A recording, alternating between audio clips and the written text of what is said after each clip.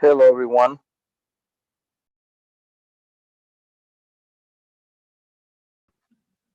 Hi, Roman. How are you? All good. Just find this. Glad to hear. Likewise.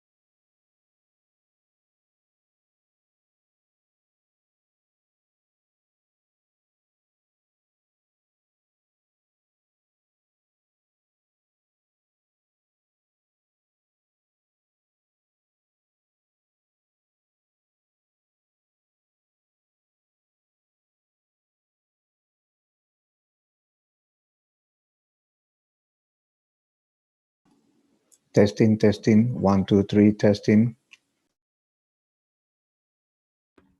We can hear it very well.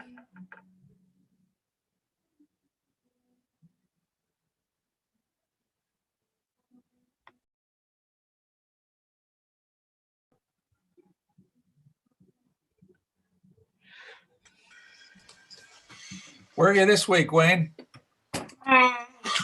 London. Uh-oh, watch out for the variant. Yep. Hey guys, Actually, can you hear I'm me? not in London. I'm in Bath. I'm at the Royal Crescent at Bath. So I'm outside of London. How about that? Okay, good, good. You're Hey protected. guys, can you hear me? Yes, we can. Thank you. Pas de quoi.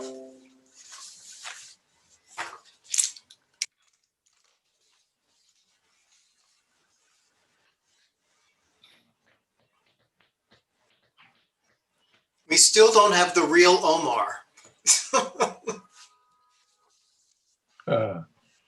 Oh, he's still there though. Yeah, I know. He's just in hiding. I don't know if Omar really exists. Is Omar a real person? You can never know. Might be a bot. You never know. Yeah, exactly. We've elected a bot to be our treasurer.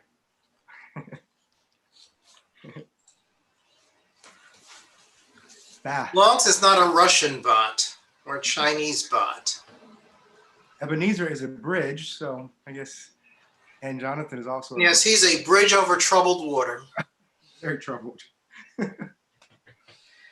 Are you in Vail, Bruce? Where are you? You're upstate? I don't know. I just like the backdrop.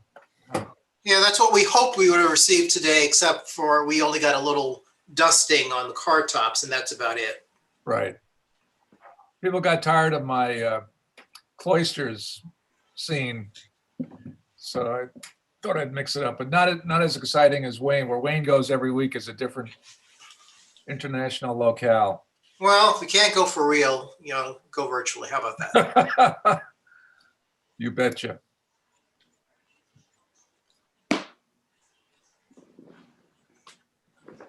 Ugh.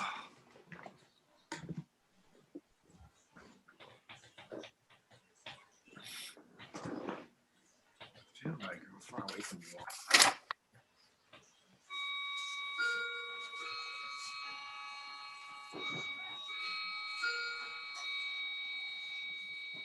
Well, there he is in the woods.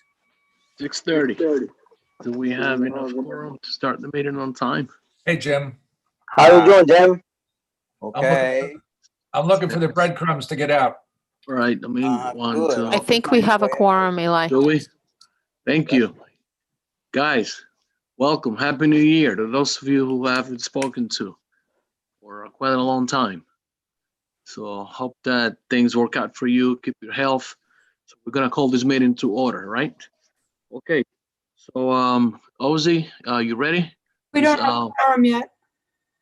What was that? We do. We have 32 people. No, Yeah, we're ready. but we have to have 25 members of the board. Yes, we do have. We do have more than 25. Let me recount again, okay? No, we don't. We have 24 panelists, 2 of whom are employees. That makes 22. Etta is in the attendee list. She asked to be moved over. Okay. One. Is someone moving Etta over? Yeah, can somebody promote Etta? Because right now we've got 23 members plus Etta is 24. We need 2 more for quorum. I got 25. It is there now. Well, we've got 26 panelists, 2 of whom are employees. I'm not counting the employees. No. All right, Ozzy, take over. Hold on a second.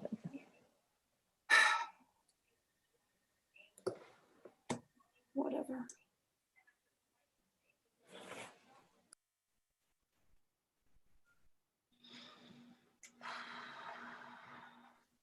Now we have quorum. Have quorum? Ozzy? Yes, Sure? yes, we do. Okay, Ozzy. Thank you, Liz. Thank you. Thank you so much. And Liz, we're gonna call the meeting to order. Was that a thank you? Hi, Eda. Barbara's here. Hi, Barbara. Thank you for Hi, Ellen. making us start our meeting on time and hitting that Mhm. quota that we needed to have. So I'm gonna, as I said, I'm gonna call the meeting is already started. Thank you, and then happy New Year to those of you who have not had the chance to speak to on a private basis. Betty, welcome. Haven't seen you, heard you in a while. Gabriela, hi. Maria, I know that the Russians hacked your account. Hi, everybody. Maria, welcome back. I know that the Russians took over your account and not just you, so welcome. So we're gonna start the meeting by having a motion to adopt the agenda of our meeting tonight. So all in favor? Aye. Any opposed? Any abstention? Gerard? No. Motion passes. Later. There you go.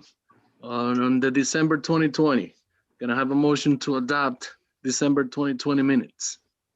Motion to adopt. Motion to adopt. Anyone opposes? Any abstention? You need a second before you call the vote. I think Gerard seconded. Didn't you? I second. Good. So, motion passes. My report, short and brief, is really gonna try and lay out the ground rules for our meeting tonight. We have about 5 resolutions to present.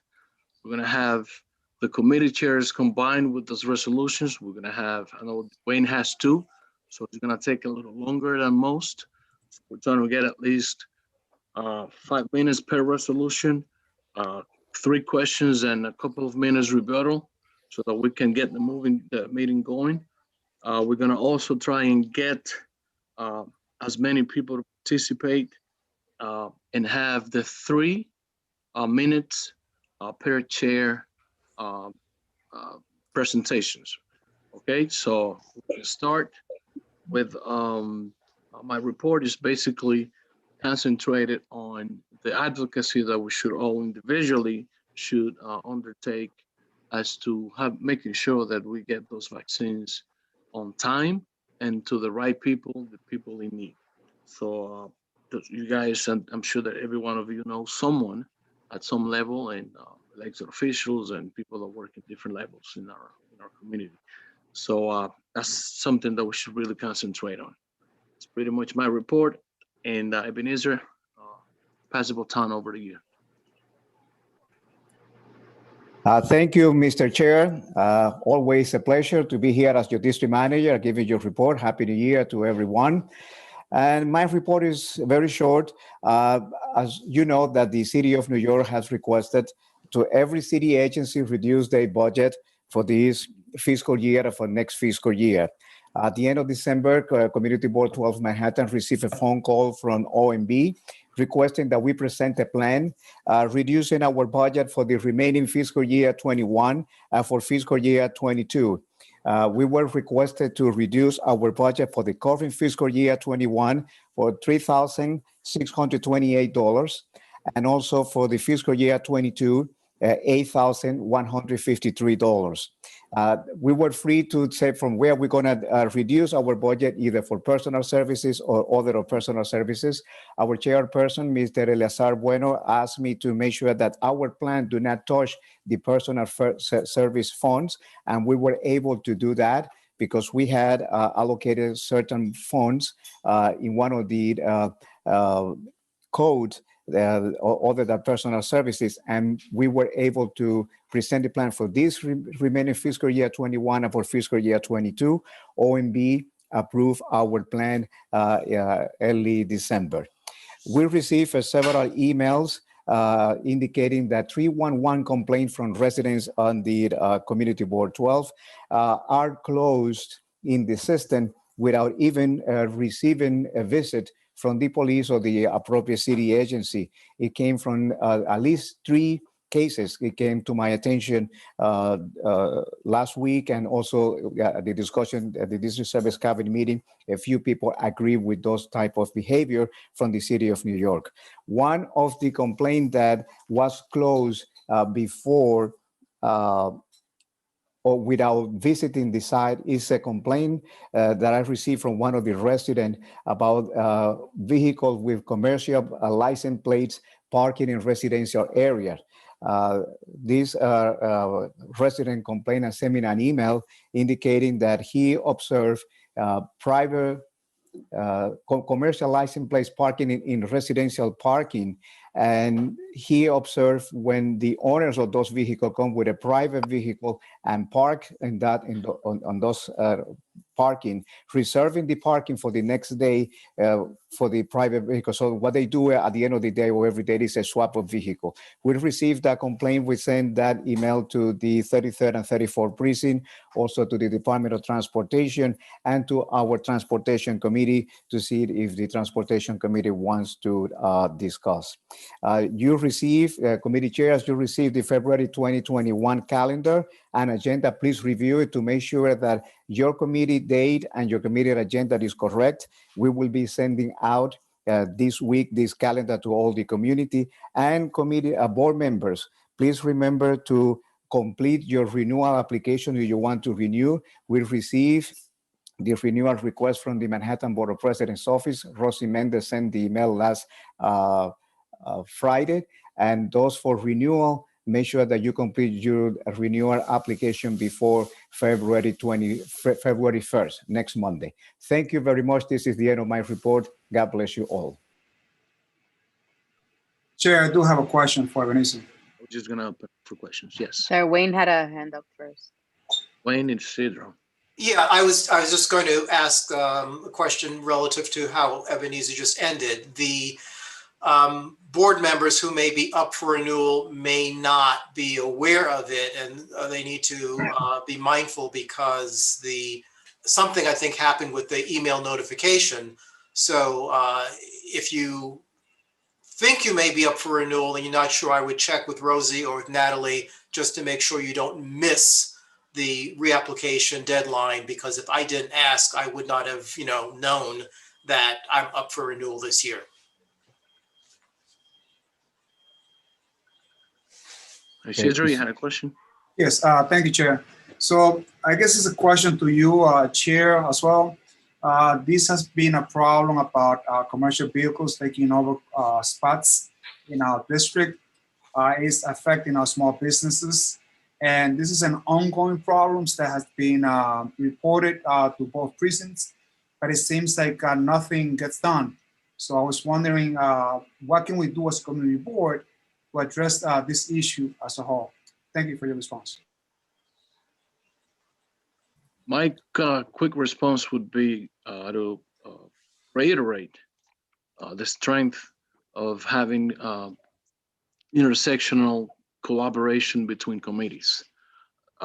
That issue is a combination of some public safety, some transportation issues, and how those agencies should have our advocacy and times pressure so that they can produce the results that the community is looking for. I think there's a gentleman called Tony Lopez, which I will CC on an email, whose presentation is about just that. If I'm not mistaken, I could be wrong, but his presentation during the public speaking module is about the same complaint. So I think that I call and I urge our committee chairs to take a hard look at those issues and try and figure out a way that we can, have that collaboration so that we can have our city agencies be held accountable to an even higher standard. So that's my answer, Isidro. Hopefully that touches it. Isidro? Thank you so much for your response. All right, thank you. We're gonna move along to our public session, unless I had a prior, I think Tony was the first one that reached out to our office asking for to have the first turn, and the second one is, from what I know, is our friend, what's her name? She's not there. Lori Tobias Cohen. So Tony would go first and then Lori.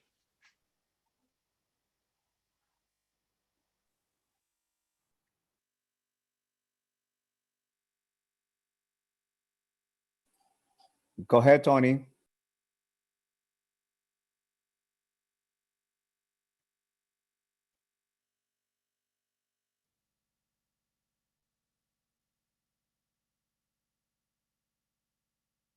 Tony in the room? Tony? Yeah, can you hear me now? Yeah, we got you. Okay, great. Thank you for having me. My name is Tony Lopez, and I am a resident and former member of Community Board 12.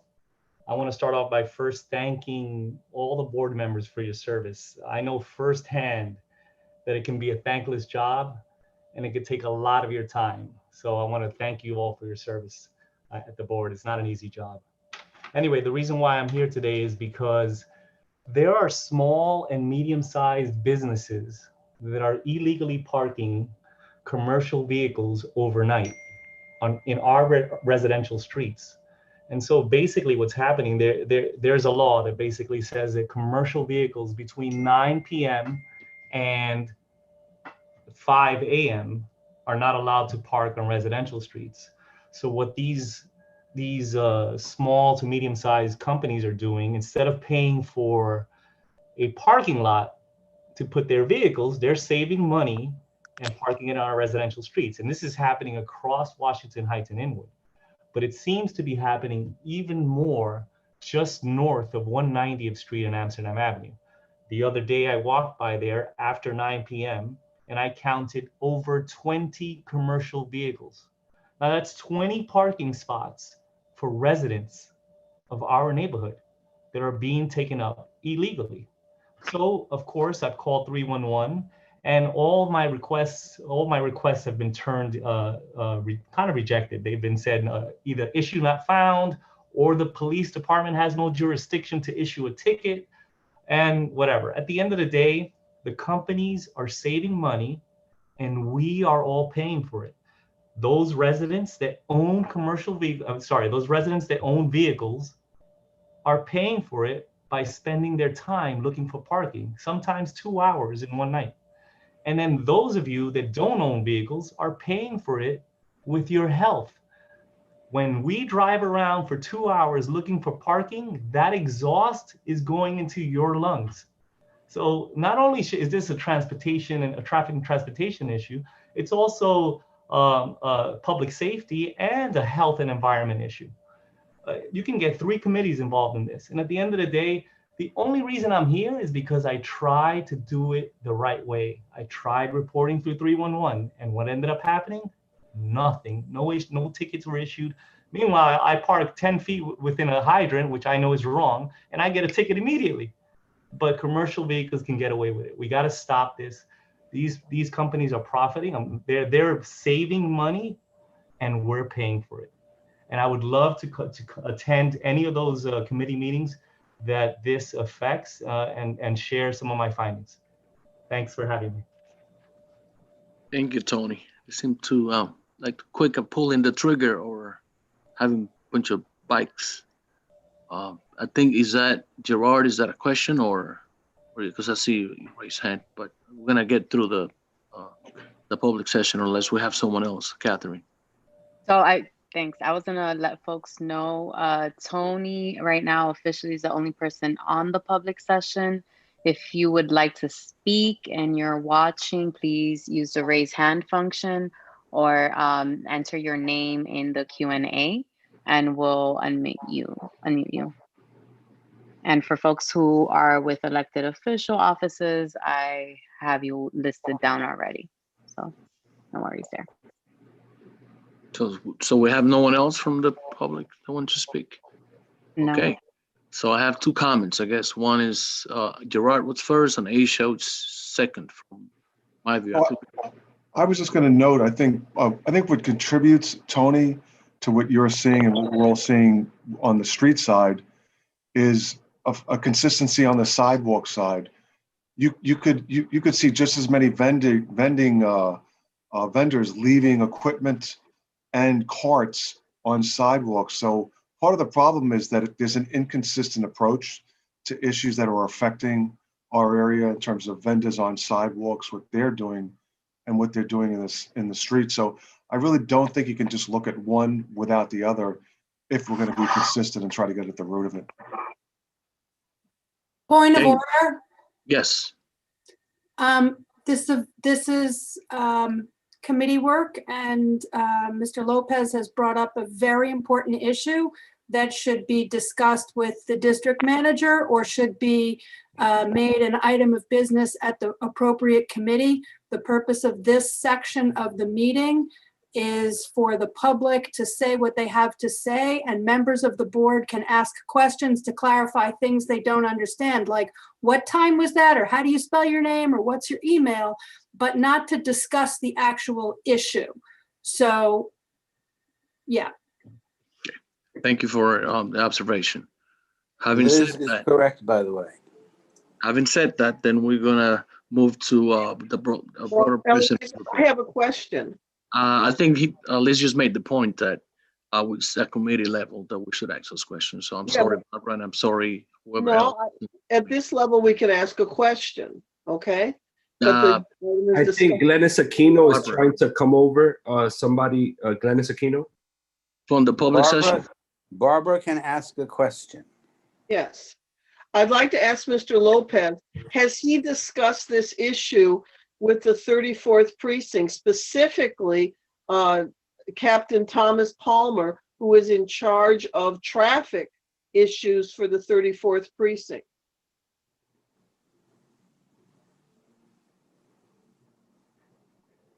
Is Mr. Lopez still there? He's in the attendees, so somebody would have to move him up. No, he's allowed to speak.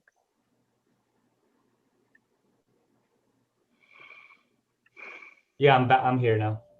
I have not discussed it with him. I actually don't even know who that is at this point, so I figured I'd go through the community board. I did go through 311 and file complaints, but nothing's ever been done with that. All right. Barbara, so is that an issue that you'd like to? I'll put something in the chat to you, okay? All right. Thanks for the question. Any other questions? Aisha, I see your hand up.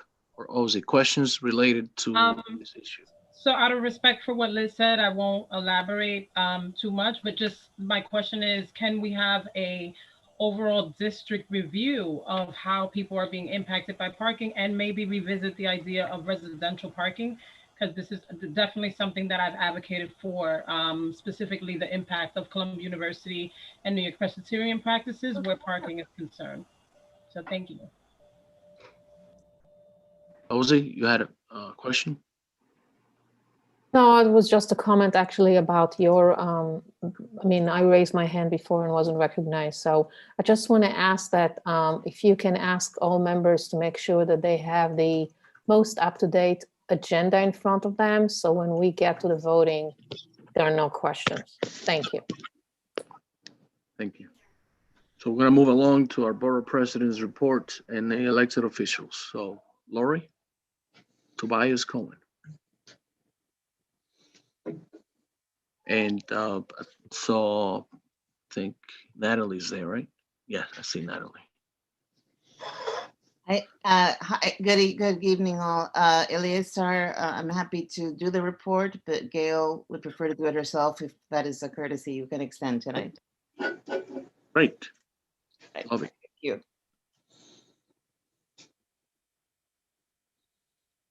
Lori? Can you promote Lori?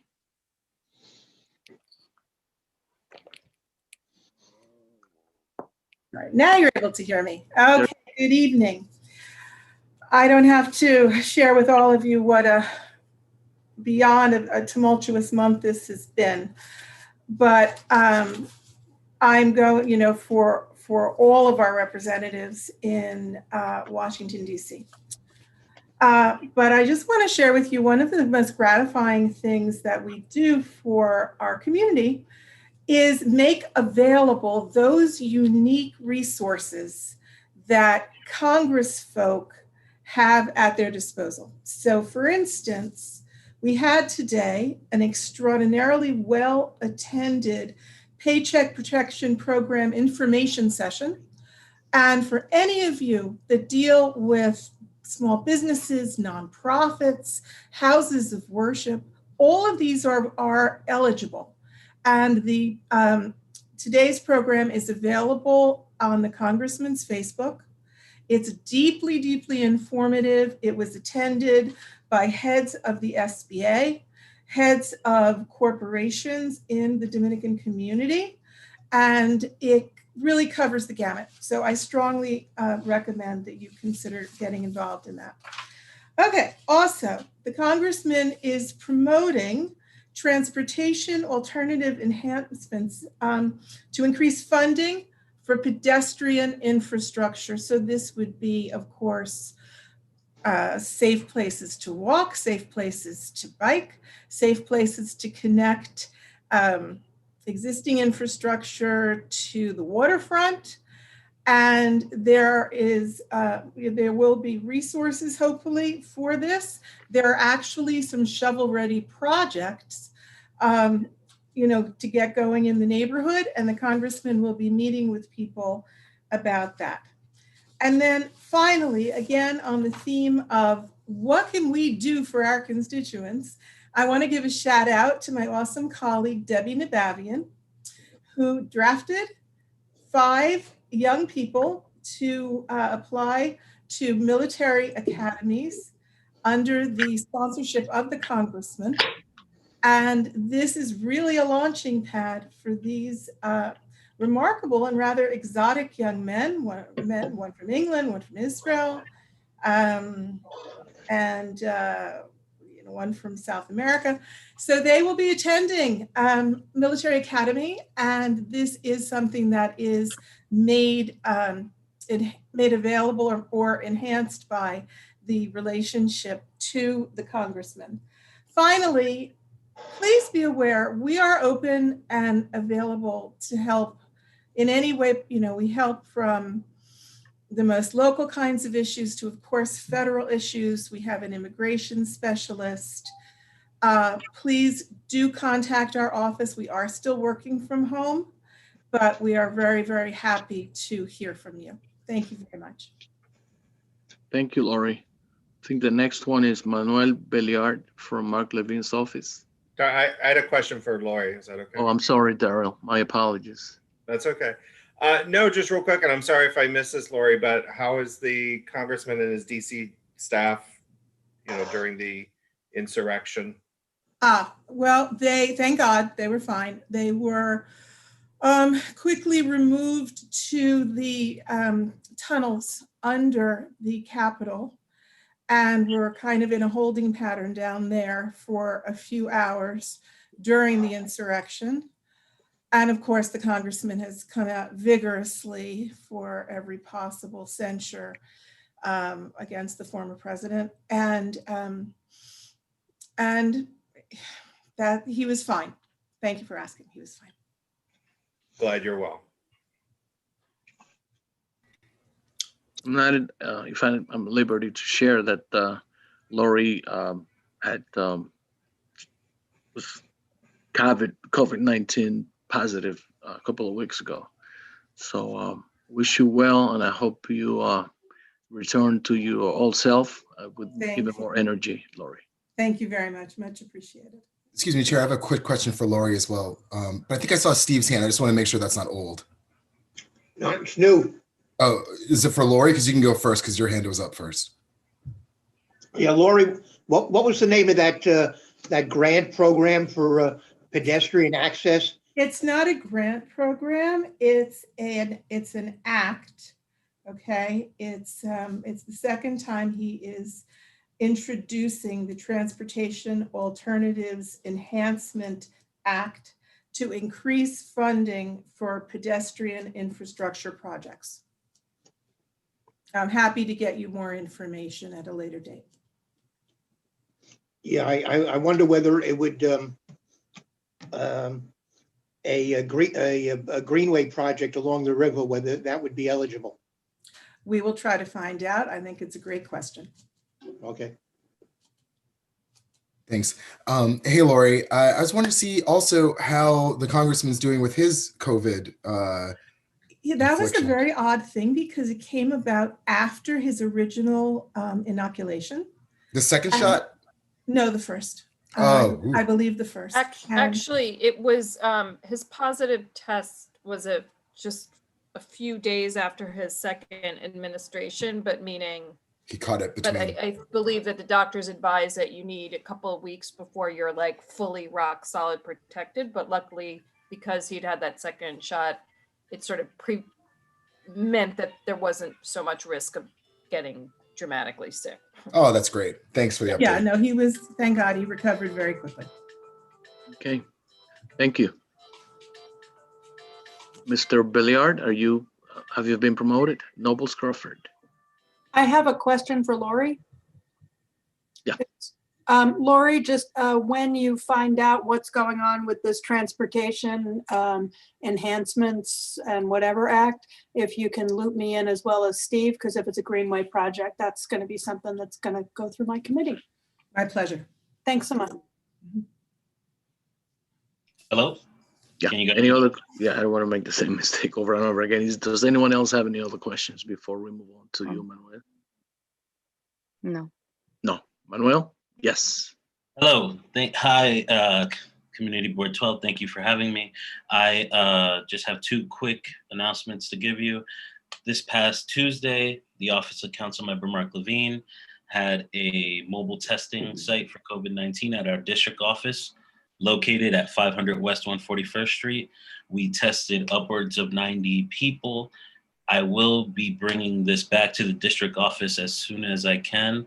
I'm working with testing and tracing to get that done within a week or 2 weeks at the latest. I will send that info to the district manager as soon as I get it. I'm shooting for February 8th. Please, please, please tell as many people as you can. I know that our community needs as many testing sites as we can get. And the other thing I just wanted to let you guys know, our monthly food pantry will be taking place this Thursday. If you know of anybody who is suffering from food insecurity, please call the office. You can ask for me. The number is 212-928-6814. Thank you. Any questions for Manuel? I see no hands. No hands. Thanks, Manuel. Always, always present, doing all the hard work. Erika Rodriguez is next, right? From Al Taylor's office. Hi, everyone. First of all, I wanted to apologize. I put myself in the Q&A and it's because I had the wrong link and now I'm in the right link. So thank you so much. I'm here. I'm not sure if all of you are aware, but Wendy Olivo usually, would come on these meetings, but she's doing new and exciting things. So she's moved on from the office and I'll be coming to these meetings, for the time being. So thank you for having me. The first thing I wanted to let you all know is that the assembly member, is in Albany. They are discussing and they're going over the governor's budget. A couple of bills that have been passed that I wanted to highlight, and it may have been you guys may have already heard about it, is the COVID-19 Emergency Eviction and Foreclosure Prevention Act of 2020 that was passed back in December. And it actually extends the protection for the moratorium on residential evictions until May 1st, 2021, for tenants who have endured COVID-related hardship. Tenants will have to fill out a hardship declaration. And if anyone needs that, we could definitely provide it along with, other colleagues that are on the call, and they'll definitely also be talking about that. The moratorium also, the act also places a moratorium on residential foreclosure proceedings until May 1st, 2021. So homeowners and small landlords who own 10 or fewer residential dwellings can file hardship declarations with their mortgage lenders. Another bill that the Assemblyman also was a part of and it was actually passed today in the Assembly, is the COVID-19 Emergency Protect Our Small Business Act of 2021. And that would put a moratorium on evictions for small businesses of fewer than 50 employees until May 1st, 2021, and create a standardized hardship declaration form to be used by tenants and landlords in order to take advantage of the protections. The Assembly is also looking to pass legislation to allow workers who find part-time work to maintain eligibility for unemployment. And New York State's current unemployment program imposes a 25% reduction to a claimant's full benefit for any work performed in a single day. So this would definitely help anyone who is trying to, maintain their unemployment. There are other bills that the Assemblyman is also looking into, and I will be reporting on those in the next meeting. In terms of what's going on in what we've been doing in CB12, the Assemblyman was a part of a presser that occurred last Friday in regards to 857 Riverside Drive. The Manhattan Borough President, Senator Jackson, Councilmember Levine, and other community activists were at this presser. And basically, they were requesting that Department of Buildings refrain from issuing any new building or demolition permits for the site at 857 Riverside Drive. I'm pretty sure that you guys also saw the articles on it. Thank you, And Eric. finally, next month, as you all know, there are different things going on. Black History Month is next month, as well as Dominican Heritage Month. So the Assemblyman will be having the Black History celebration on February 19th from 6 p.m. to 7 p.m. And our third annual Dominican Heritage celebration will be February 16th from 6 p.m. to 7 p.m.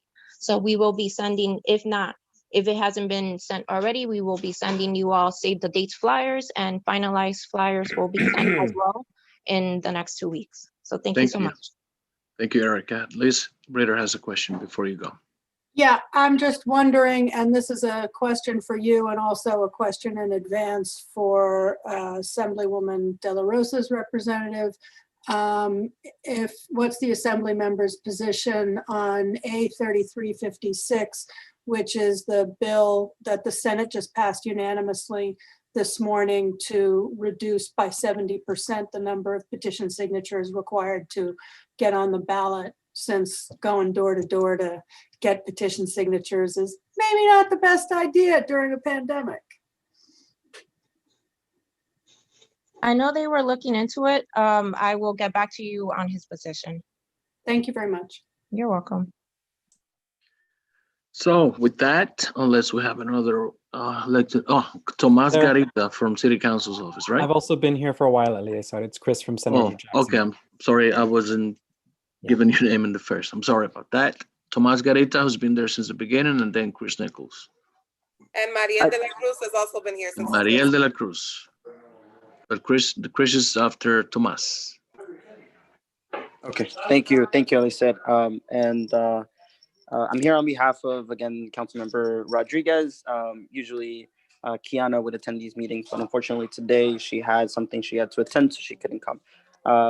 Just really quickly, This month, we've been working closely with Advocates Riders Alliance and a couple of other folks to ensure that the MTA doesn't increase the MTA fare as they were expecting to do.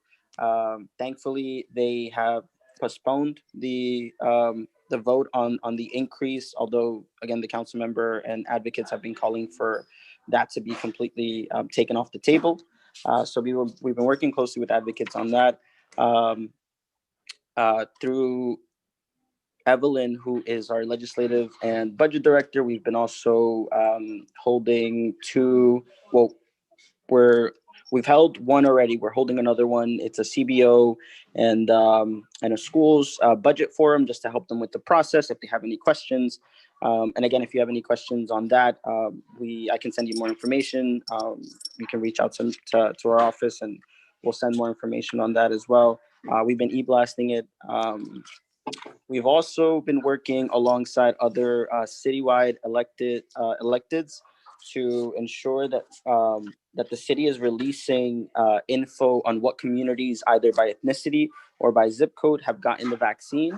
And this is just to ensure that the city is prioritizing the communities that have been hardest hit by the virus. We have also worked on a letter that we're sending out tonight with 15 other council members calling for the restoration of the 24-hour train services, which have been shut and have been predominantly impacting, again, a lot of working class immigrant New Yorkers. Yeah, we've also been sending out various e-blasts. So if you have any questions, feel free to reach out. But thank you again. Lisa. Hi, Tomas. Thank you. Any questions on Tomas' presentation? No? No hands. Chris? Thank you, Chris. Hi, folks. Chris from Senator Jackson's office. Couple updates. So in the Senate, we're really cranking up for an active legislative session. A couple weeks ago, the senator passed a constitutional amendment in the Senate that adds 15 words to the Constitution of New York State that guarantees everybody in New York State clean air, clean water, and a healthful environment. This is the second time that amendment has passed. If it passes in the Assembly, then it'll go to voters in November. So we'll keep you posted about that. But this could be very important for any future litigation that environmental groups, climate justice groups may want to bring against the state or other actors who violate these provisions. So it's a really exciting watershed moment for our state. The senator is also coming out strong on the importance of raising revenues regardless of what happens in Washington, because we're over $15 billion in the hole this year, plus outlook for next few years is grim. He is carrying the personal income tax in the Senate, which I can provide the bill number shortly, but I think it's either about to go live or has gone live. It would generate between $12 and $18 billion a year for education, healthcare, transit, climate justice, you name it. We have needs in the state that we need to fill, and we need to do it with the help of the wealthiest New Yorkers. We're also carefully watching the budget fights. The senator is taking a lead on education issues as always. He will be holding a legislative briefing for his colleagues tomorrow on the very complicated and duplicitous language in Cuomo's education budget proposal. Spoiler alert, it's not great, even though the language that he's using is, as always, a bit of smoke and mirrors. Closer to home, we're launching some pretty important initiatives. We are doing 22,000 calls to local seniors in the district. There are about 22,000 folks whose numbers we have, and we've set up a system for volunteers to be able to help us call through these folks, not anywhere near the extensive checks that DFTA is doing, but as a supplement to those. And so if you're interested in working with us on that, I will send the information to Ebenezer. We're up and running. It just uses the program Call Hub, which a lot of people have used before. So it's very straightforward and easy to log on and do that if you're interested. And with housing stuff, I would just add on to Erika's remarks. We're giving out the Hardship Declaration form like candy. it's a very important prophylactic to keep people in their homes until at least May 1st. So I'll send that along to CB12 as well so that you can send it out widely. Everybody should have a copy no matter whether you're facing hardship right now or not. We've done 2 clinics on the rent relief program, which is open until February 1st. So really encourage everybody, if you have contacts who are struggling to pay the rent or struggled to pay the rent last year, have 30 them seconds. apply. Yeah. I have a couple more things, Eliezer. I'll be right done. So the last thing is the mutual aid response to 74 Post Avenue. Encourage everybody who hasn't donated yet to the Juan Pablo Duarte Foundation fundraiser to do so, and also stay tuned for more from our offices collectively. We're all working together to respond to the 20+ families who have been kicked out of their home because of this awful fire. Thank you. 2 questions, Chris. I think Nobles was first and Wayne second. Awesome. Hey, Chris, thank you so much for your service, and also, thank the senator for me. Since we do have a supermajority, I wanted to see if the senator, obviously education and making sure our kids get exactly what they're owed and have been owed for a decade, basically. But are there any other red lines that the senator is thinking that he wants to see in the budget bill to an effect where he would be looking to use the supermajority and try to lobby his colleagues to veto? Are there any other red lines for him? Yeah, and if you'll permit me just a minute to explain the technicalities here, because I think it's very important to really answer your question fully. I'm not the chair, but I'd appreciate it. Okay, I'll try to keep it under 2 minutes. 2 minutes, Riveros. So the budget is the Achilles heel for the legislature because constitutionally they have so much less power over that process than they do over other forms of lawmaking. And so essentially the way it happens is the governor issues his budget booklet, which he has just done, and that lays out the buckets that are possible for the legislature to respond to. The legislature can neither add nor subtract from those buckets. They can neither add nor subtract buckets. They can only change what's in the buckets themselves. So that right there limits them in terms of within the budget process, including new taxes, including new expense categories. They're very limited in what they can do because the governor sets out the buckets. Furthermore, if they do veto the budget, it goes back to him and he can basically lump it all together into one massive bill and tell the legislature, you either vote this up or you vote it down and you shut down the government. And that's what we encountered last April, which led to the kind of situation where, Senator Jackson, including others, voted for a budget they didn't really believe in, but because there were some wins in it and it really made the most sense in that particular moment to them, they voted for it. We have a constitutional amendment that did not pass again last year that needs to pass again, that would strip some of the power from the governor about the budget. The other answer to your question is that we are trying to get revenue raisers passed outside of the budget. There, the legislature can use that supermajority to push through and override a veto and get things signed into law much more easily than they can within the budget process itself, where they're very constrained. I hope that makes sense. Chris. It's fairly perfect. Technical. Thank you very much. Sure. So I'm going to take Angela will be the last one. It's going to be 6 questions for the same, for Chris, most popular guy. Yeah, I got you, Danielle. So I have Wayne who's been there, and then Wayne, Steve, Liz, Danielle, and Angel. So very, very quickly, Chris, you mentioned that I think regarding the education portion of the budget, some of the language that's used by the governor is either duplicitous or smoke and mirrors. Really briefly, can you elaborate on what the problems are with the language that's used? Yeah, just very briefly, and this is not meant to be comprehensive by any means, but to just give an example or two. There is a heavy reliance. Well, first of all, there are several different budgets. And so it kind of creates a holographic situation where you aim at one, but you're not sure if it's the one that you're supposed to be aiming at because you don't know if it's the one that's going to materialize based on federal funding. In the situation that we get federal funding, he is flatlining education aid in many categories, but saying that there's an increase of, I believe, $3 billion. That money is all one-time funding that comes from the federal government. It is not a true increase. The fiscal year following, it won't be there. And so any effects that it has are going to be temporary, and districts can't plan on it and expand programming accordingly because of it. So that I'll just leave it there. That's one example of the way that he is claiming that it's an increase, but from the state actual coffers, it's flatlined, if that makes sense. Yes. Steve, Liz, Angel. Chris, did I hear you say that tenants have a February 1st deadline by which they have to declare that they have a hardship and can't pay their rents? No, that was, I'm sorry if I wasn't clear. I was moving very quickly, Steve. I'm sorry if I didn't hear you correctly. The hardship declaration form is applicable up to and until May 1st, and it delays any eviction proceedings until that point at this point.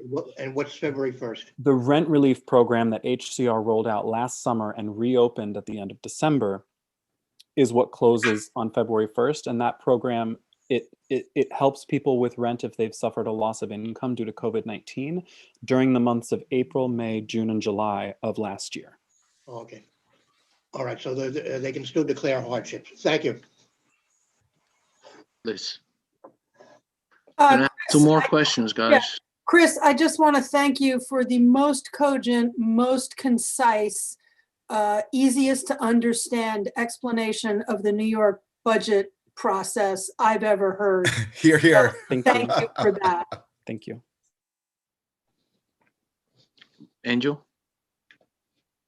Sure. I guess more of a comment than necessarily a question. In terms of the school aid that you mentioned, I wanted to also bring up the idea of the governor supplanting, not necessarily supplementing education aid at the state level, right? So in 2019, 2020, state school aid was 11.4 billion. That was reduced last year to around 10.6. And this year he's maintaining it at around 10.7 in terms of the state's contribution. So we've actually been reduced since 2019, 2020. And I just want to make sure that everyone on this call has that understanding, and that the senator very much understands that the governor's actually calling for a reduction in school aid and using federal funds to supplant what our school districts are supposed to receive instead of supplementing from the state. Thank you, Angel. And that's not a new story. He's been doing this since he took office. I mean, you know very well that this is the long history of Cuomo's smoke and mirrors on education. But I appreciate you pointing it out because you're 100% correct. Thank you. Thank you. I think Aisha is first and then Barbara. Well, Aisha, you took your hand down from what I see. Barbara?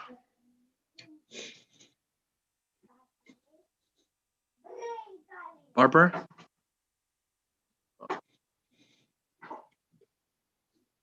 Aisha, Barbara, do you guys? Okay, they're not answering. So Danielle? My question is actually for the former speaker. I was having trouble unmuting. My apologies. I'm not sure if they're still on the call. Who, Erika? Yeah, I can't remember. They were speaking about the MTA and a specific plan around extending the hours or trying to reopen the hours because of working class folks and immigrant folks that are unable to ride the subway. Do you mind writing it on the Q&A? Maybe she can, one of us can make sure that she gets it. And Okay, well, that was Tomas. She's still there. Oh, I that guess was for, sorry guys, that was for Tomas from Idanis Rodriguez's office. So yeah. yeah. So my question was, I'm not sure if he mentioned this, but I just wanted to know if they're doing anything to try to extend the fare moratorium for the buses, or if there's anything being done on that. Thanks. All right, thanks, Danielle. Gerard, and with that, we wrap it up. With the most. I'm unmuted now, Eliezer. I'm unmuted. I was muted before. Good. I didn't see you. My question, Barbara. Yeah, my question is on the eviction moratorium. Since that only covers people who can prove that they have been negatively impacted by the COVID economically, what % of people are really being protected? Do you have any idea about that? Because some people are just simply, That's an excellent question, Barbara, and thank you so much because it gives me an opportunity to clarify. The really, I don't want to say revolutionary, but the really key thing about the legislature's actions that Erika spoke about back in December with passing this extension of the moratorium was not so much the extension, but the fact that they lowered the burden of proof, which I think is what you're getting at, to basically, it's just an affidavit. All you have to do is check a box that says either yes, I have experienced economic hardship, no proof required, or yes, being evicted would be a threat to my health because I am an immunocompromised or at risk category for COVID-19. Either one of those boxes or both, you check those boxes, you sign and date the form, you send one copy to your landlord, you send one copy to the courts if you're in court, and you keep one for yourself, you're done, you're protected. That's it. There's no burden of proof to have anymore. And that's what's so important about this hardship form, is that it is the bare bones of what you need to do. It's so easy. Because before you really had to show you were laid off a restaurant and the restaurant closed because of COVID, and it was almost insurmountable to prove. Yeah. Oh. Thanks, Barbara, for your points. Gerard? I just have a quick question for the parliamentary. Is that possible? Just for clarity, so in Jim Berlin, so in public sessions, board members can ask questions, but they shouldn't make statements or suggestions. Got that. In this session, is it consistent as well that it's questions and not statements? That's for the parliamentary. I would think so. Okay, so I'm going to ask for consistency, Chair, and that in this one, like the last one, that statements or suggestions should not be in public nor in these sessions for consistency. Thanks. Understood. Thank you. Appreciate that. It would also speed things up. I asked a question. Okay. So yeah. Thank you, guys. Chris, extremely informative learning experience for me. Learned more from the last 10 minutes than I probably did in my entire life. So thank you. So we're gonna move along to our community resolutions. No, we still have Mariel. Mariel. Oh, Mariel. I'm not taking it personally, but I do a little bit. I'm here too. I'm here. Hi, everyone. My name is Mariel de la Cruz. I work for the New York City Comptroller's Office as an Upper Manhattan representative. It's beautiful to see you all today here. And I really do want to give another shout out to Paola from the office. I sent forward, she does a lot of great work, but I just wanted to make sure that she gets a shout out for sending over our summer internship flyer. So we have a paid college internship for undergrad and graduate students, young and more mature folks that would love to work within city government this summer. The internship goes roughly from June 5th to August 5th. And the application is due March 5th. Or yes, that's about right. So Paola has been sending it out to the board members. I think this is a great opportunity for people to be involved within city government and get paid. Not all of us can afford to do an internship without getting paid. So that is something that we're doing. And because of COVID, the internship is very different from 2019 and before. We did it last summer as well, where people were working from home. So not the same experience, but it is some sort of experience that people are getting. So again, a paid college internship, would love people from Community Board 12 and beyond to apply. And it is open to college students that are actively enrolled in school. That's one announcement I wanted to make. We are also having a Black History celebration. The tentative date is February 17th. I will send the information to you all as well. We call it Trailblazers. And I hope that folks attend. I just wanted to make two quick announcements, and feel free to time me because I'm not sure how much time I have anyway. So I just wanted to say there have been a lot of things that have happened within the Comptroller's office the past week or so, with a lot of announcements. So I will stick to only one or two. One, the Comptroller released a plan called Fair Shot Plan for Vaccine Equity. So as Eliasar mentioned, and a lot of other local electeds have mentioned, there are a lot of issues with the ways that the vaccine have been distributed. And then there were in Washington Heights and Inwood, there was no vaccine site that was city owned, even though we have really, really high numbers in the area. So a few things that some others have said as well: release demographic data in real time, because that tells us what we need to do or what kind of work we need to do to improve who's getting the vaccine. Mandate that businesses provide time off. So some businesses, people are more vulnerable than others for the vaccine. Thank you. For folks that might contract COVID. And we want to make sure people are protected. Reassign a majority of contract tracers for critical tasks of promoting vaccine access. Massively ramp up outreach and public education. So again, I know Eliasad, and thank you actually Eliasad for coming to our press conference as well. I didn't say that before and I apologize, because we want to make sure that community stakeholders or folks that are in the community that are pillars have information so that they can share proper information with their constituents, that it be religious leaders, that it be community board members and the such. And then lastly, I'm sorry? Time is up. Oh, geez. Okay. Well, there's a lot that folks can see in our office. Again, Mariel de la Cruz from the City Controller. Feel free to invite me to your community events and or meetings. Thank you, Eliasad, for the opportunity.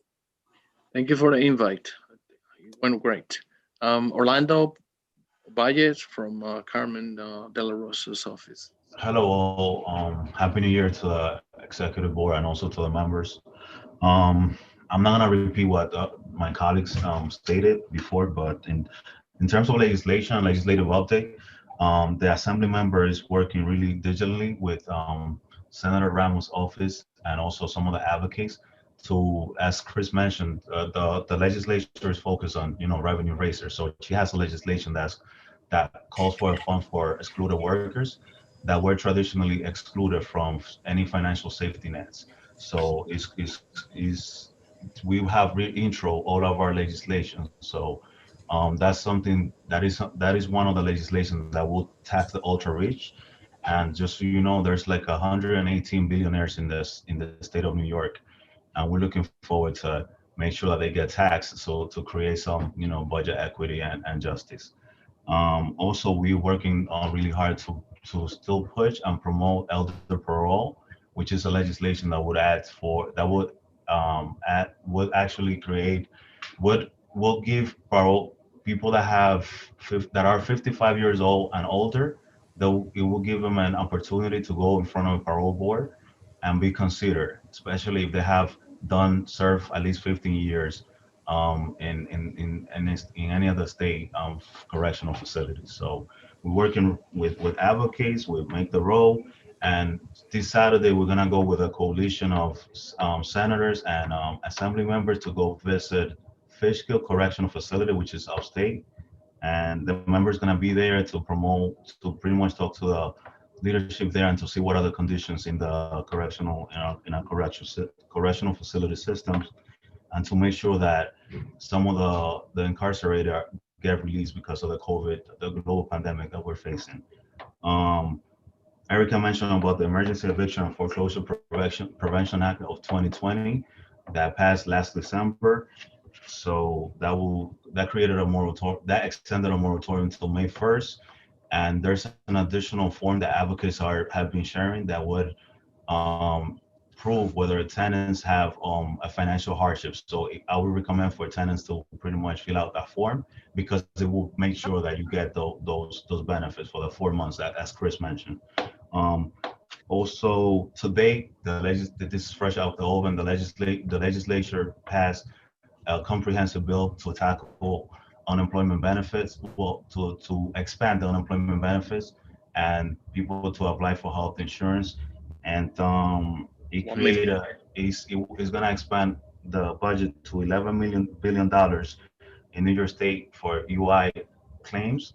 And also it would expand the eviction protection for small businesses that have under 50 employees. So we mentioned that already. So I just wanted to re-emphasize. And in the community, we had a fire in 74 Posts, which that's right in front of where the assembly member grew up. And we have been working with. Ahí se está oyendo lo que tú estás hablando.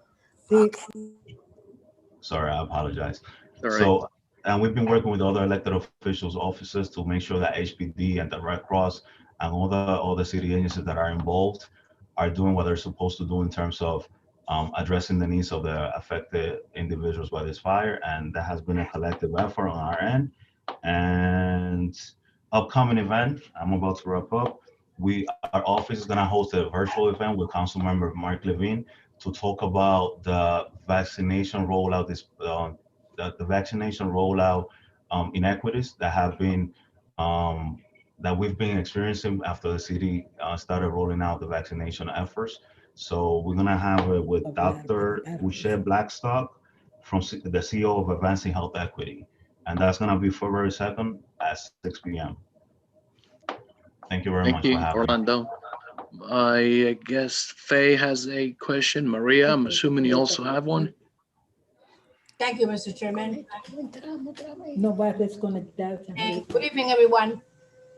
Here's my question. I would like to know if his office is Assemblywoman De La Rosa, and also for Controller Office of any other elected official like Robert Jackson's as well, if they have any paid internship program for the students. You mentioned paid internships? Paid internship program for the students. Paid. Getting paid. Oh, yes. Paid. Yes. There is, but that as far as I'm concerned, that's through SUNY, through the State University of New York. And at the moment they have put that on pause because of the pandemic. So I could check in with SUNY leadership to see if that's still happening, and also with the Assembly Council to see if there's something that could be done. But everything's virtual, and also we work with SYP, and a lot of the interns that we get through SYP, they get all of them get paid. So, but that's virtual as well. So I could connect you with some of the institutions that have SYP programs, so that you could look into that. That would be great. A lot of students and let's ask the question. Let's reader ask the question about the 70% reduction for the petition. The assembly member is on the affirmative on that, so she's in favor of it. She knows that protecting public health is a priority right now. Well, thank you, Orlando. Hey, Faye. It's Mariel from the Controller's Office. So the internship that I mentioned is paid. It is for undergrad and graduate students. We don't have an internship or formal internship for folks that are in high school. I'm not sure if that was your question, but yeah, we have a paid college internship, and we have worked with other groups as well that might want to start something. But the internship that we have for college students, grad and undergrad, are paid. All right. Thank you so much. Liz, follow up with your email. Thank you, Faith. Liz, does Orlando's points answer the questions that you raised your hand for? It answers my previous question. I have a point of order unrelated to Orlando's presentation. If you may. Yeah, I just wanted to let people know that in the chat, the Congressman's Lori Cohen has put some information about an event, and I would also encourage the other elected officials, if they have information about upcoming events that they may have wanted to let us know about but didn't have the opportunity to do so, throwing it in the chat is a great way for everybody to see all the details on that in a way that allows the meeting to also proceed. I have a point of order that wasn't a point of order. Thank you. Okay, but it was a good point regardless. So Maria's the last hand. Sorry, Maria Luna, because I know she's been struggling all meeting. Okay, Maria, can you unmute yourself? Well, I'm just perfect. Yes. I have a problem with my system, so I can hear you. Yeah, we can hear you. I can look. Okay. You believe that sound? It's an echo. It's an echo. Sounds like you're in the mountain. Turn the volume down a little bit. Yo, them Russians got Maria, man. They got her. Listen. There you go. I still have a rotary phone. Okay. All right. Should I lower a little more? Yes. Is your phone on? No. Maria, you might have two devices close to one another, and that's why it's producing an echo. Yeah, the desktop. Right. All right, but we can hear you. You can ask the question, Maria. Thank you. Can we just have Juana take her place? Steve, don't push it. Don't push it. I really. Well, anyways, go ahead, Maria, unless you want me to go forward. You have anything that you want to ask to any of the previous panelists? I'm gonna drop it. I'm gonna pass. Pass. Okay, Maria, just let me know whatever. I'm sorry. This is no. Okay, this is no good. All right. I hope you can work it out. So we're gonna finally, unless Gail is there, I like to move along. And Wayne, please start with our presentations and the pursuit of achievement. Sorry, before we move on, I just wanted to also answer Liz's question. 83356 did pass the assembly, as Orlando, mentioned, and the assemblyman voted in favor. And I can just say briefly, the senator spoke on the floor supporting the Senate equivalent today, which also passed, I believe. Yes. Chris, yes. So Wayne, finally. Finally, no, thank you, Eleazar. So land use has 2 resolutions to present, and I would point out that a lot of the work, a lot of the agenda items we've dealt with since the fall of 2019 have been revisiting topics that we've talked about or even acted on in the past, and these 2 resolutions are no exception.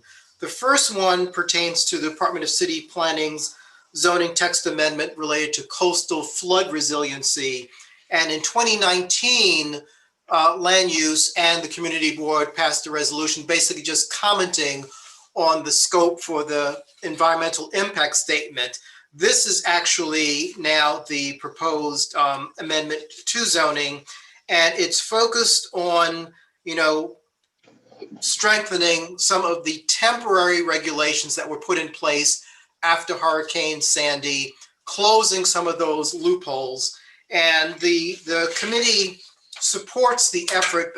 As you see in our resolve, we have 14 comments or recommendations, a lot of which deal with better coordination between the zoning resolution and the building code, because it is the building department that actually enforces what zoning says. And sometimes there are discrepancies between the 2, like when it comes to ADA compliance versus coastal flood resiliency. So we're looking for better coordination. We're looking for enhanced enforcement. I'm not going to read through all of that. There are flood risks that are not related to coastal areas, that are related to areas that are prone to flooding and heavy precipitation, which are not covered by these regulations. There's a lot of public education that should be part of this rollout. There are incentives that the city should put in place to encourage building owners to take the actions necessary to make their buildings more resilient. Basically, just run through, the list of it. We are supporting the initiative, but suggesting, as they requested, certain comments. I would say, Ebenezer, this resolution needs to go out quickly because, as I mentioned last month, the actual deadline for comments was the end of December, I believe December 28th. But the time frame was much too tight, not just for CB12, but for other community boards. So we have another month, but the comments need to go out as soon as possible. The second resolution deals with a topic that is related to actions that we took in the last month or so, but also the press event that was mentioned. And it's calling upon the Landmarks Preservation Commission to ensure greater equity, diversity, and inclusion in its designations. Going through that, that last month we passed a resolution supporting the request for evaluation for 857 Riverside Drive, the Harris Newman House, which is tied to 2 ardent abolitionists. LPC rejected the request out of hand because of the architectural changes to the building, ignoring the fact that the New York City preservation law looks at architectural, historical, and cultural.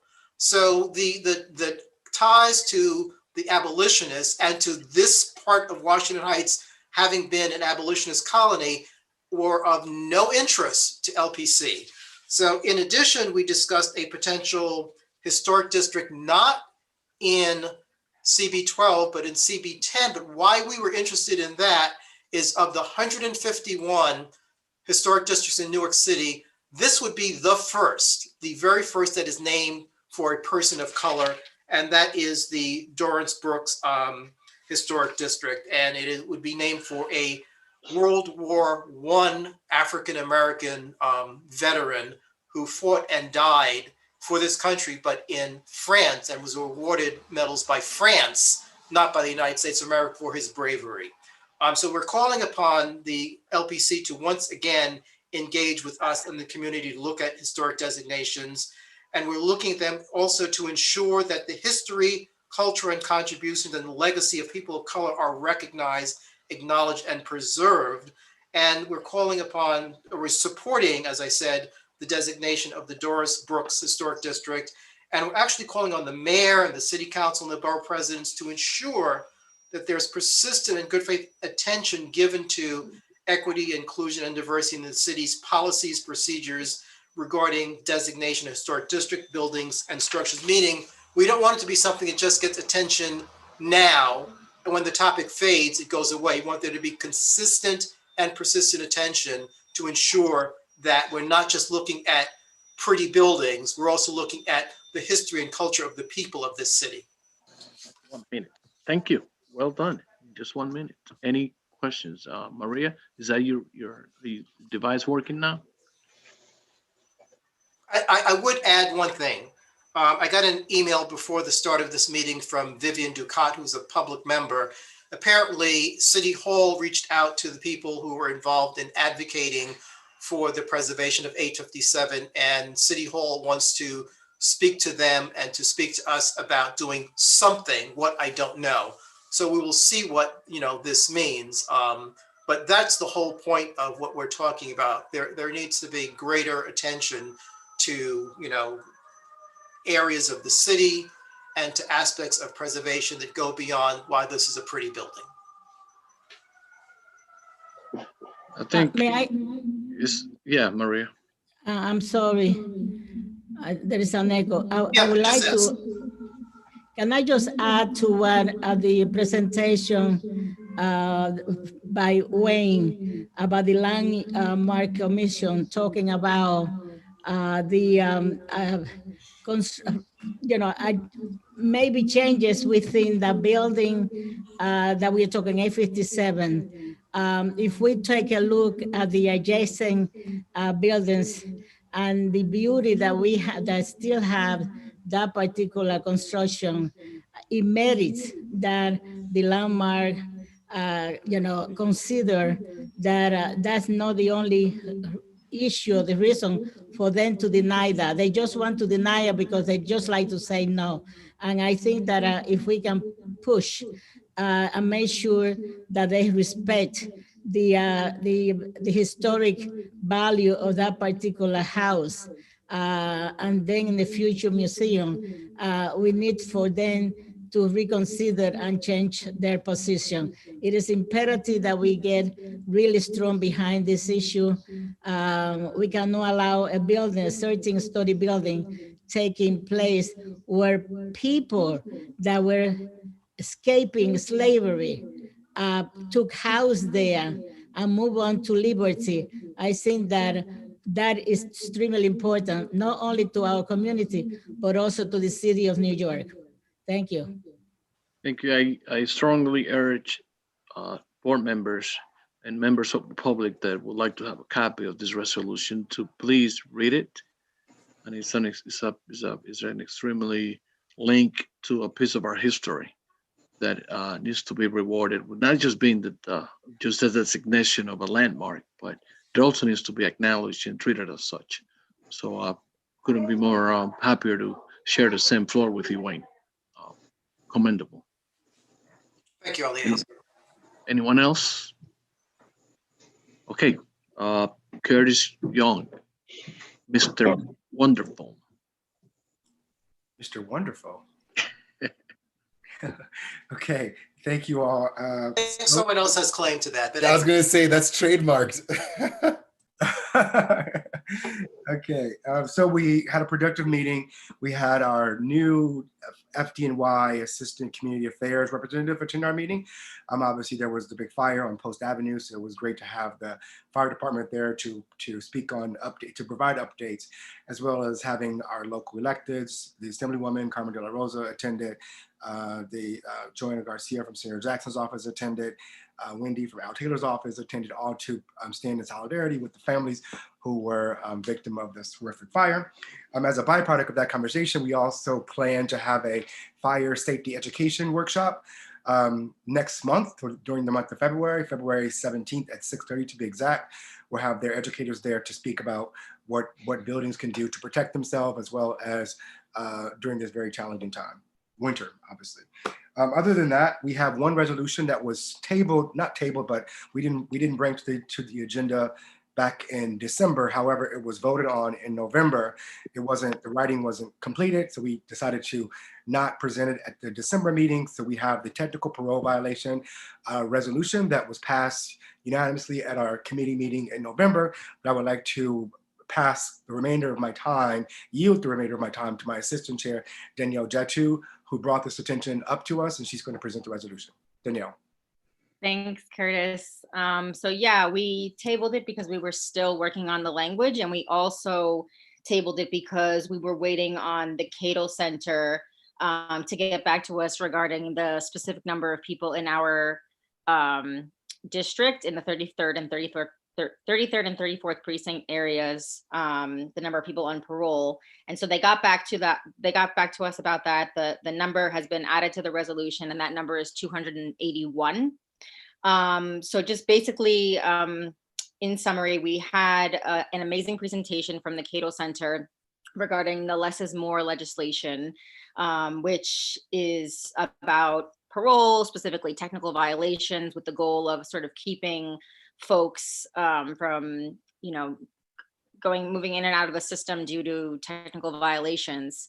And there are a number of points that are in the bill, and I also included a few of them in the resolution. And I guess a couple things that I'll say. So in addition to keeping those folks out of jail, it's also would lead to a tremendous cost savings. And I actually did a quick calculation. The average amount of time that someone spends in jail is about 60 days. And so I just sort of multiplied 281 and looked at the 60 days, and the average or the amount that it costs. The amount that it costs for someone to be incarcerated for a year is about $60,000. So it's a savings of about $2.8 million, which would be a tremendous amount of money potentially to be reinvested in our community. And so we also made sure to include that language in our resolution, and ideas for some of the ways in which it could be spent, education, all sorts of programming. Not sure if I'm leaving anything out, Curtis, but basically that's the gist of it. We want to sort of keep those folks out of jail. We want to have more money to invest in our community. And if anybody has, I'm not an expert on parole by any means, but if anybody has any specific questions about parole, I can try to sort of answer that. Thank you, Danielle. Yeah, thank you, both of you guys. Steve has a question. Yeah, I'm wondering, am I on? Yes. Yeah, I'm wondering, do people get reincarcerated if they just commit one technical parole violation? If they just don't show up for an appointment with a parole officer, do they get thrown right back into jail for one screw up? Yes. Yeah, it's a great question. And the parole officers have a tremendous amount of discretion. And so, but the short answer is yes, it is possible for someone to be reincarcerated over one small technical violation. And I included a few of them in the. I know, but I think I would deepen the thought by saying that even committing just one violation is enough to have somebody sent back into jail. People aren't given like a second chance, or you don't have like 3 strikes and you're out or something. Just testing positive once for alcohol, you can go back into jail. Are you asking for friendly amendment or what? I just want to make sure that we don't, so we get sure as to what it is that you're asking. Yeah, I'm not sure at the moment where to put it, but I would suggest that we make that point somewhere here. Maybe it belongs in the second whereas, that even one technical violation can cause somebody to be reincarcerated. And yeah, no, that's a great point. And if you want to send specific language, we can add that. But I think adding, Curtis, are you cool with that? Adding just that language about even one of the technical violations? Okay, since you guys are in agreement, do it offline, and then we'll come back and then we'll present it all together, the same language. Okay? Yeah, and I'll say super briefly, not to get into a whole discussion about parole, but yes, even one technical violation could land somebody back in jail. And in addition to it being very cost costly for the city. It's, you know, a person being removed, and, you know, that could mean losing their apartment. It could mean losing their job, just a whole bunch of things associated with that. And then it makes it that much more difficult for them to sort of get back on their feet and be a productive member of society. My other suggestion is that the bill numbers, the Senate bill and the Assembly bill, should be referenced directly in the resolution. Okay, we can do that. Thank you very much for your comment. Appreciate it, guys. Thank you, Danielle. Thank you, guys. There another resolution on our agenda, I think, is Liz, is that yours or is it? It is. I have a resolution from the Parks and Cultural Affairs Committee on the, you have it on your agendas as a resolution supporting the proposed reconstruction of the Dikeman soccer field. I got a number of suggested edits back from people. So what I'm proposing is very slightly different than what you received earlier this afternoon, but the changes include things like, you know, commas and calling it the Inwood Hill Park soccer field rather than the Dikeman soccer field, so as not to confuse the Public Design Commission when they see it, because it's just north of Dikeman Street, but it's technically in Inwood Hill Park. The project is to build a proper soccer field at the northern part of the Dikeman ball fields. The southernmost end has some open space. The middle section has a couple of several softball diamonds, and then there's a little picnic and barbecuing area. And then the northern end has, you know, a pretty crappy soccer pitch that has, it's mostly flat, but there's rutting, there's pitting, there's flooding. So based on a public scoping meeting where the public was overwhelmingly in support of putting in a proper soccer field with proper dimensions, safety zones, some fencing on the western end to keep balls from going into the Hudson. It'll be turf, artificial turf, but it won't have that rubber crumb. So it's not the stuff that gets really, really hot in the summer. But still part of the project will include some plumbing to run a water fountain and a sports mister. Everybody really wants a bathroom, a comfort station. That's very far outside of the scope. There isn't the money for that. So one of the things that the resolution says is it recognizes the necessity for a bathroom, and it calls on the elected officials to possibly get behind funding that. You know, we're talking a couple $1 million beyond the 8.72 million that this project is going to cost. Other items, there'll be a fence that was originally to have been 12 feet high. Parks Department has lowered that to 8 feet out of consideration of, it's a very mixed use space. There are lots of people who really favor having a proper soccer pitch, but there are also lots of people who use the area for passive recreation in the evening when they're walking and they're taking in that view. So as with everything with parks, one is always trying to balance out. I know it's a long explanation, Gerard, bear with me.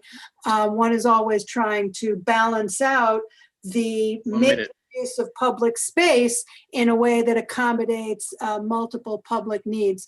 So I think it's pretty uncontroversial. It passed unanimously through the committee. And with that, I will take any questions.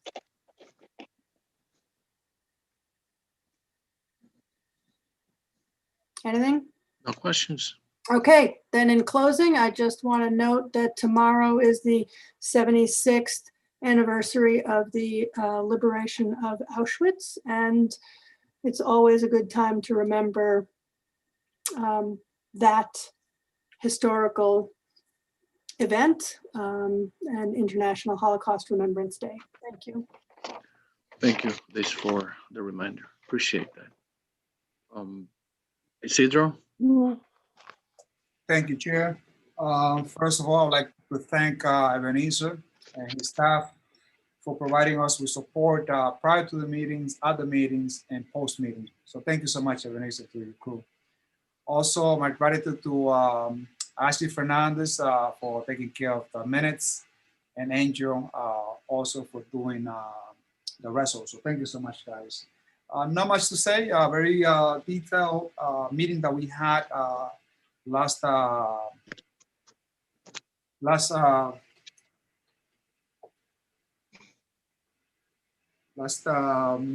when was it? The 13th of this month, I'm sorry. Not much to say. We had 13 applications, 2 objections. There was 1 withdrawal, and there was only 1 request for a wine and beer license, which tells us that that restaurant and bar industry, it's very affected by the COVID-19 pandemic. It is something that we were expecting, but I was not expecting just to see 1 new license request. Having said that, the objections that you see in the minutes, you can see the details. One of them was not present, and they're requesting a change of to the method of operations. That's why we were denying that request. And the other one was due to a lot of complaints. That will be agenda item number 1 from neighbors, the resident, and also the precinct. And obviously I myself witnessed some issues at that premise, and that's why that was objected to it. Having said that, I would like to ask the committee members to see for any input, but at this point, I would like to open up the floor for any questions. I think that was rather comprehensive. Yeah, it's Angel, you have your hand up? Oh, sorry, he said committee members to say. I said his summary was pretty comprehensive from my perspective. Okay, so I have 2 raised hands. I have Steve Simon and Barbara Fraser. And before I get to you, Steve and Barbara, I'd like to probably slipped our minds. This month marks the 1st year anniversary of the deaths of 2 former colleagues of ours, Pam North, former chair, and Abby Vink, who I developed a good relationship with. So just like to take a quick moment to honor them, their hard work and their commitment, always for the pursuit of accomplishment and not just achievements. Okay, so I'd like to take a few moments to remember them.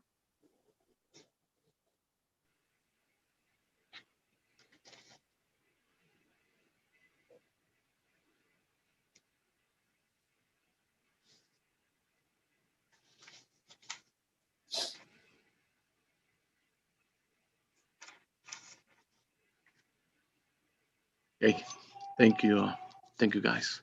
Richard Steve. included. Thank you. Isidro. Yes. I have, I think, 2 or 3 questions. In a couple of cases, you requested that they provide information to you before tonight's meeting. Did that happen? Thank you, Steve. All those stipulations that were required by the committee have been submitted to the staff office. So thank you so much for that reminder. That has been qualified and entered into the office's record. I also would like to add that you're not going to vote on agenda item number 11 because that was withdrawn.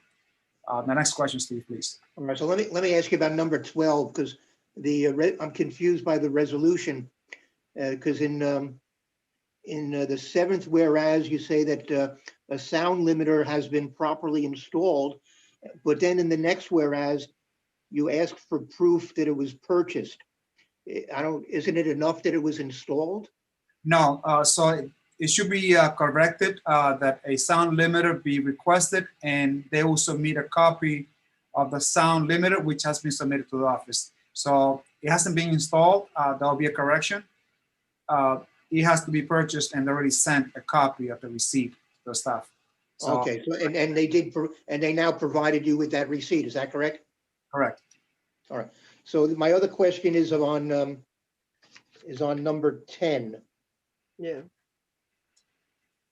I'm confused about that one as well. They're expanding by 74 more people at a time when we have social distancing. What other space are they now? It looks as though all they're doing is moving the bar from one place to another. Are they actually taking an additional storefront? Or where are they going to fit 74 more people? The request was to move the bar from left to right.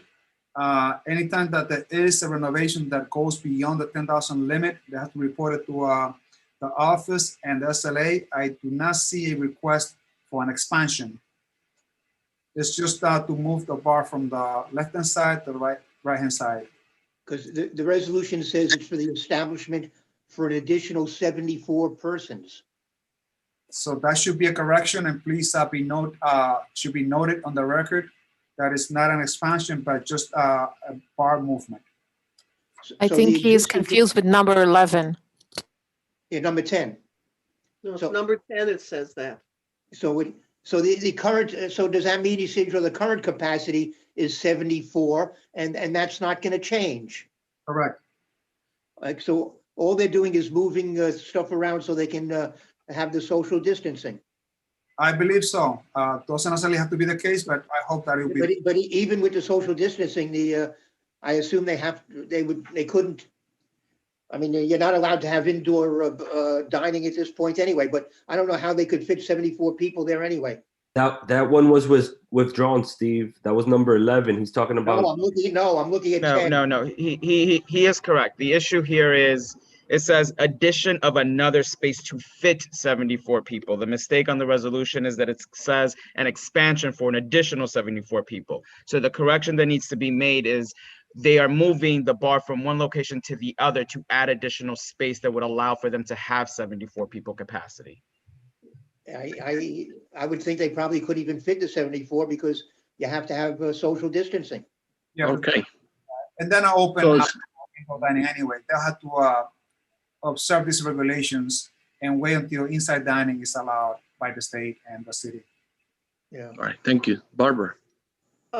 My question also is about number 10. Similar to Steve, the issue about this capacity and social distancing. I'm quite familiar with the place. It's a very, very nicely furnished and presented place, Tabaki Ron. But my other question is, it said really would approach them about, pursuing a sound limiter. That's what the resolution says. I think that has to be stronger. I think we should say that they're required to have a sound limiter and that they should present Isidro and the committee with proof that they've bought it and that it's been installed, because there is a noise problem there. It's right across the street from the Dikeman houses. I haven't checked the previous method operation, but I'm sure that it was requested for them to install not only a sound limiter, but for the space to be properly soundproofed. Yes, but the resolution doesn't say that. It says it's like we would like it rather than we require it. Look at the wording, Isidro. I don't have the resol in front of me. Which one are you on number 12? 10. Right? Yeah, read number 10 about that. It's like we would like it. It doesn't say really we'll see, rather than we stipulate, we require. That's the wording that should be there. And Barbara, it's not in front of the Dikeman houses. It's in front of that depot, that MTA depot on 214. Just it's further north. Yeah, it's right underneath the elevator, which noise. I don't know how can that be a problem. We did request that they set up a good neighbor sign, and also that they should post a sign with a phone number in case residents will have problems, that they will call right away the manager. But you're not requesting that they install and present you with the proof of installation and purchase. At that point, it was not required. Okay. My understanding is that they do have some type of sound limiter. If this becomes a problem, when they come around next time, we'll definitely be able to address that. Okay. Era Santiago.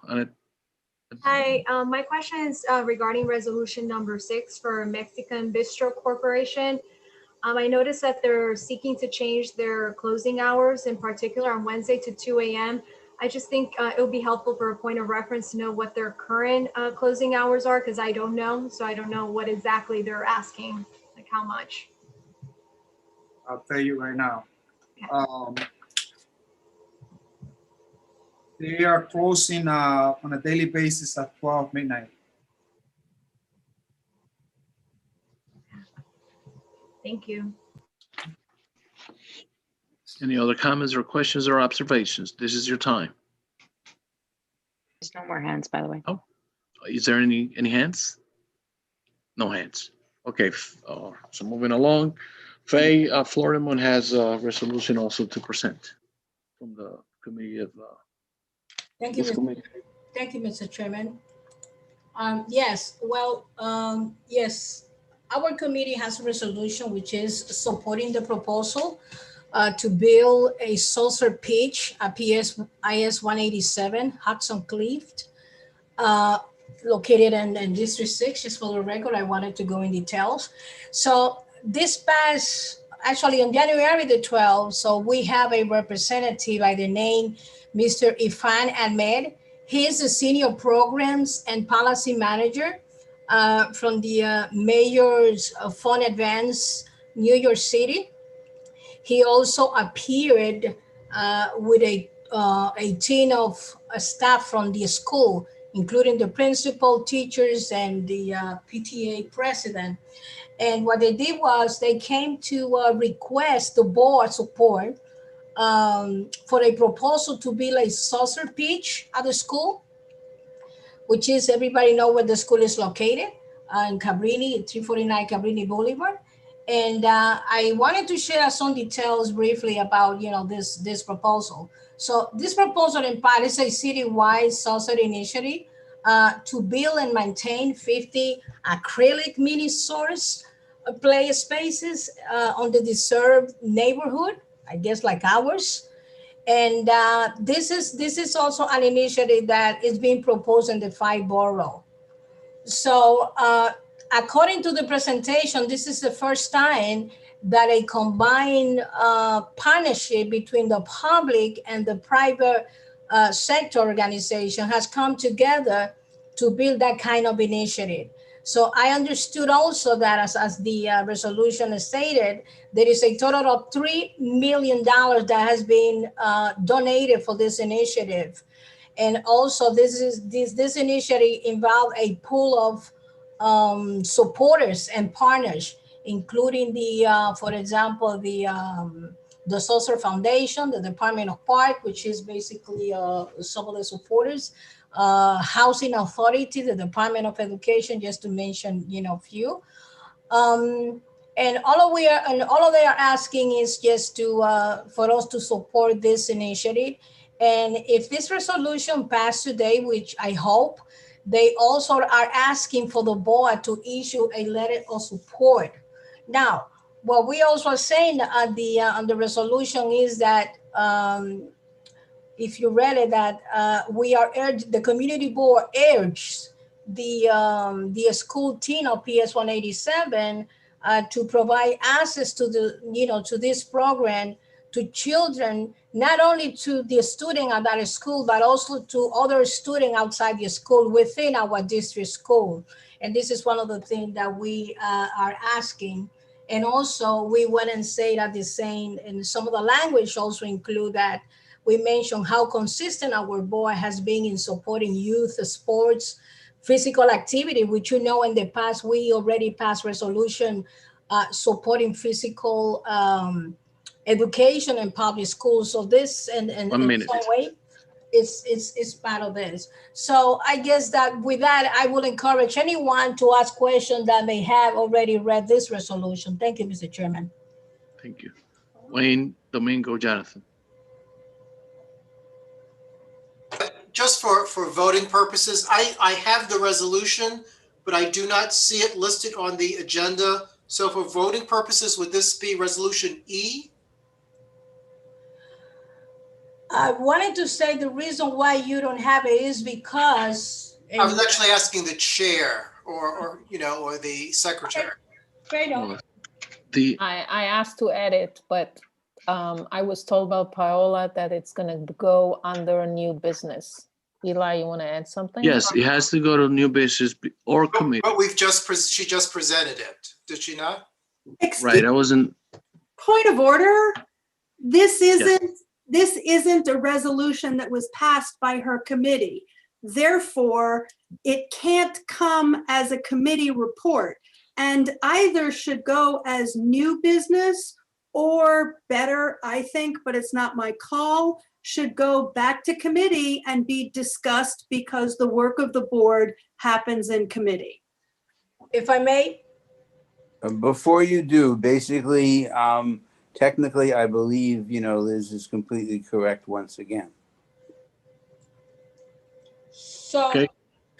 So the bottom line here, we're not voting for this resolution, and it needs to go back to either Faye, your choice.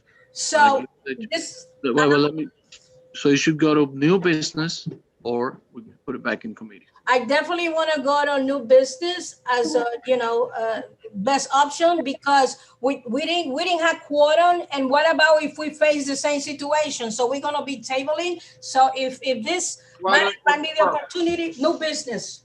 All right. Fine. We will put it in new business, and we're not going to talk about it now anymore. All right. Then. And very last, I don't have to repeat this on new business. Not at all. Thank you. So Steve, Domingo, Maria, and Jonathan, is this related to Faye's resolution? Because if it is, then we need to move on. When new business comes, I was next. Okay. And me too. All right, Maria. And Jonathan as well. I was supposed to be the first in the list. I also But I had on my hand firstly. Okay, great. I will figure that out. So anyone else? Jonathan, Domingo, Maria. Great. Yes. Yeah, basically, No, but this is related to Faye's resolution, is it? right. Yes, it is. And so we're gonna wait until new business comes. Yeah, I want to add a friendly amendment based on the But you resolution. have to wait until then. You can't New do it now. business. We're not gonna discuss it. We're not gonna Okay, discuss a new business. Any All right. amendment. it. Great. Okay. Thank you. So Thank you. we're gonna move along to our committee reports. Mary Anderson.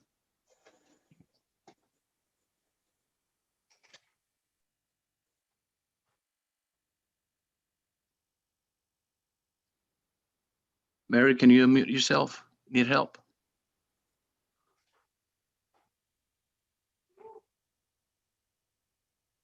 Okay. We had a couple of lively presentations at our last meeting. One by Carmen De La Rosa, talked about 2 bills that she's sponsoring. One relating to having stiffer penalties for people who commit crimes against seniors. And the second one for encouraging release to parole eligibility for certain inmates aged 55 plus who've served 15 or more years in prison. And as the records are showing consistently that the rate of recidivism is slim to none, and programs are being put in place for these people to reintegrate into the community. We also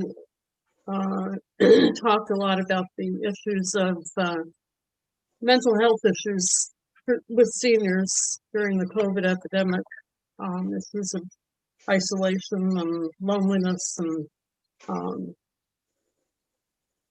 with the issues with senior centers closing, that they have no place to go, and the mental health issues have actually exacerbated abuse and isolation, long lines of businesses, which is one thing that the committee had addressed with the resolution,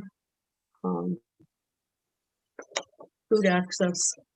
And also we had a presentation from Chris Nickel and Joanna Garcia about the initiative that they have in place about wellness checks, and Chris spoke a little bit about that in his presentation.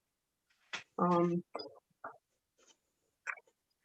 next meeting on February 4th, we will be having a presentation from 2 doctors at Columbia regarding the COVID vaccines. So I encourage anybody who wants to learn more about the vaccines to tune in. Thank you.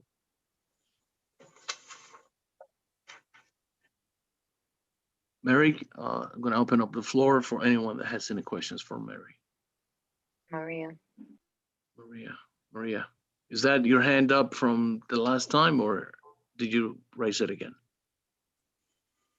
That means whatever no means, there's no questions then. Okay then, Mary, and again, thanks a lot. Okay. Debbie? Thank you, Transportation. Eleazar. Thank you. So people can go through the notes. You'll see that there were two primary items on the agenda at the January meeting of the Traffic and Transportation Committee. The big thing was that we were presented with the draft station map for City Bike for the northern part of CB12, which was the remaining part of CB12. So the draft map was presented. The public is able to provide comments directly to DOT, and anything that would come up about a station, I will roll up from board members, although nothing has come up as of yet. I will say the two big things that did come up sort of time and time again during the discussion was, one, how much our stations are empty, and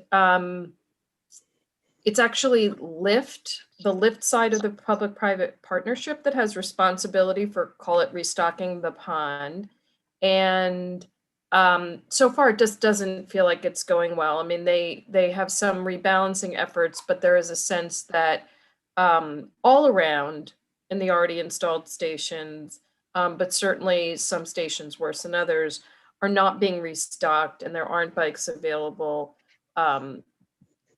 as much as they should be. And the second theme that came up in those discussions related to having a better bicycle infrastructure uptown to match like the expansion of the city bikes, and that we particularly heard about, the sense that you have St. Nicholas and then you have Fort Washington Avenue for going north-south, but that's kind of a vast valley, as one person said, where you don't want to be on Broadway because that feels kind of dangerous, but there's just nothing in between those 2 points. And obviously Fort Washington Avenue really doesn't get you all that far. And the second presentation was from the Wheels Environmental Justice Green Space Initiative. That was students as well as one sort of advisor to the student group. They have a wide-ranging environmental justice initiative. These kids were fantastically impressive. There are initiatives that are sort of shorter term, longer term. I think some that will be coming back to TNT, because one of the things relates to open streets, but some of you might see other aspects.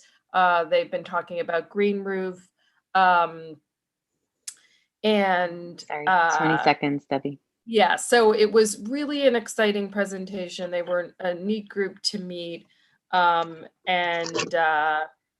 they will be back at our February meeting where the 181st Street Busway will be presented. And obviously there's a lot of sort of connections that group is making about things that they want over a corridor for 182nd and how that might interact with the busway. So that's it. Thank you. Thank you. I see a couple of hands up. See, Aisha was first and Domingo is second thus far. Hi, yeah, my question is in relation to the city bikes. Is there a rhyme or reason when it's decided whether the city bikes are going to be on the sidewalk versus in the street? And my question is in relation to the continuous elimination of parking that's affecting the community. So there is absolutely a rhyme or reason, and I would encourage you, and I'm happy to send the link for the presentation. It is online on the DOT site about sort of what goes into that decision. Obviously, one prefers to have them on the sidewalk where possible, but obviously you need a sort of minimum amount of width in the sidewalk because people need to get by. And obviously we have some very narrow sidewalks and we have some very broad sidewalks, and there's ADA requirements there. There's also a number of things related to sort of convenience transportation hubs, how they distance the stations. So I will say that what you'll see in the northern half is kind of a fairly low percentage of roadbed stations. I think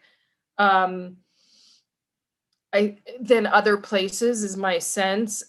We were a little bit closer to maybe 40, 60, I think, in the south end. And there's just, I think there's like maybe not even a third, I think, are roadbed stations in this instance. But obviously there's a lot of competition for our curb space, bikes, cars, etc. But and so there's no perfect solution when you give over to one, but we've obviously versus the other. But I think there was anyway, enough said, but I'll get you the link so you can take a look through and sort of the criteria for how they approach these things. Thank you. Thank you. Domingo, to you. Hey, Debbie. So I love the kids from Wheels. I actually was asked to speak to them over the summer. One idea just came to mind, right?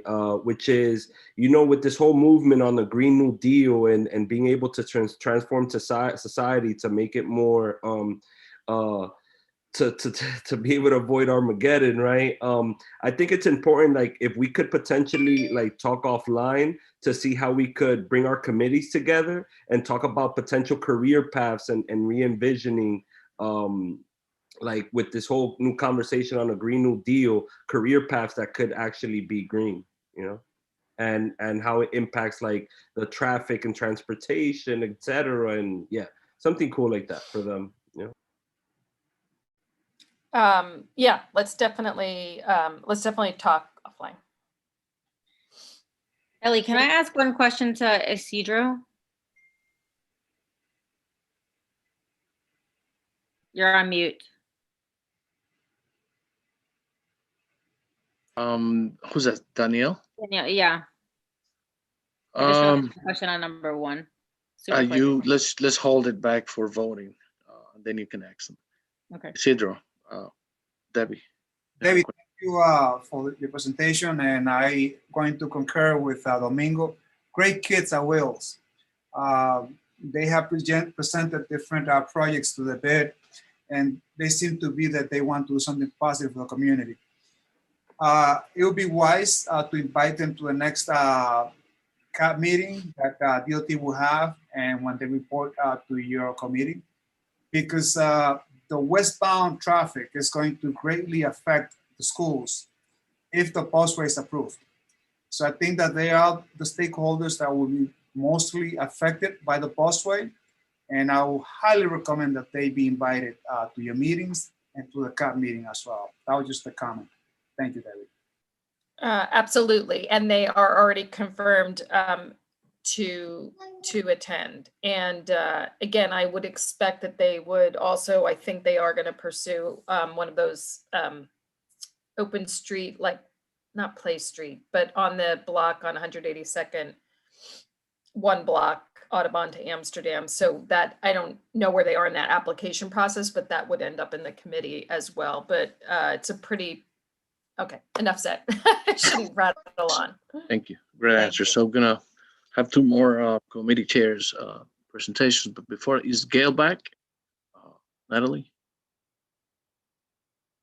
I saw her in the attendees, yes. Can you please promote Gail back to panelist, and in the meanwhile, I can get Domingo so we can move along the agenda.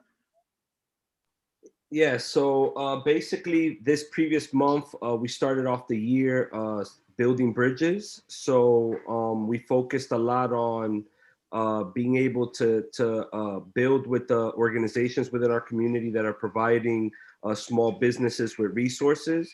We identified strategies to be able to build on those relationships. And what we came to was, and we're adding this to the to-do list for the website, is being able to develop a resource hub for small businesses where we could get contacted by various city agencies, bids, and other stakeholders that provide resources, and being able to generate a factual resource sheet where people don't have to necessarily depend on what they hear or the fifth conversation they had on something that's actually not true and the resource is expired already. So we wanted to provide that as a way of being able to build capacity within the board internet presence to be able to provide factual information. And then on top of that, we focused on our next meeting. I started this new initiative to encourage some of my committee members to start filling out the position of chair. You know, we always got to constantly build capacity and always have people ready that we could pass the baton to. So Francisco chose to a topic that we'll be presenting next month. So Francisco, sorry to catch you a little off guard. If you're there and you want to talk a little bit about what our next month presentation is, you could go right ahead. Okay. Hey guys, good evening. So we wanted to focus on kind of forecasting a bit, cannabis and the legalization of cannabis in New York State. I'm trying to get ahead of the ball, so we can kind of understand what's going on state level and local level as well. So we set up a couple of state and local elected officials to come speak to the Business Development Committee next month, February 2nd, 7 o'clock, right, Domingo? Yeah, 7 o'clock. 7 o'clock. So far we have... So I'll go over the list. Okay. I have it right in front of me. So far confirmed, we have our legislators, State Senator Robert Jackson, Assemblywoman Carmen De La Rosa. Give me 1 second. Oh, the screen just disappeared. Give me 1 second. Senator Kruger, or her Chief of Staff, Brad Usher. Manhattan Borough President Brewer, tentatively, so hopefully hearing this, you could confirm. And this conversation is going to be co-moderated by Jason Starr, a former assistant counsel to New York State Governor Andrew Cuomo. He'll be providing a lot of insight around the licensing process and a lot of the in and outs of being able to start up a cannabis business within our communities. Okay, thank you. All right, appreciate that. Daryl has one question. Or a question, sorry, Daryl. I was like, how do you know I just have one? No, that was my do. bad. Thank you. Yeah, this question is for Domingo and maybe Isidro as well.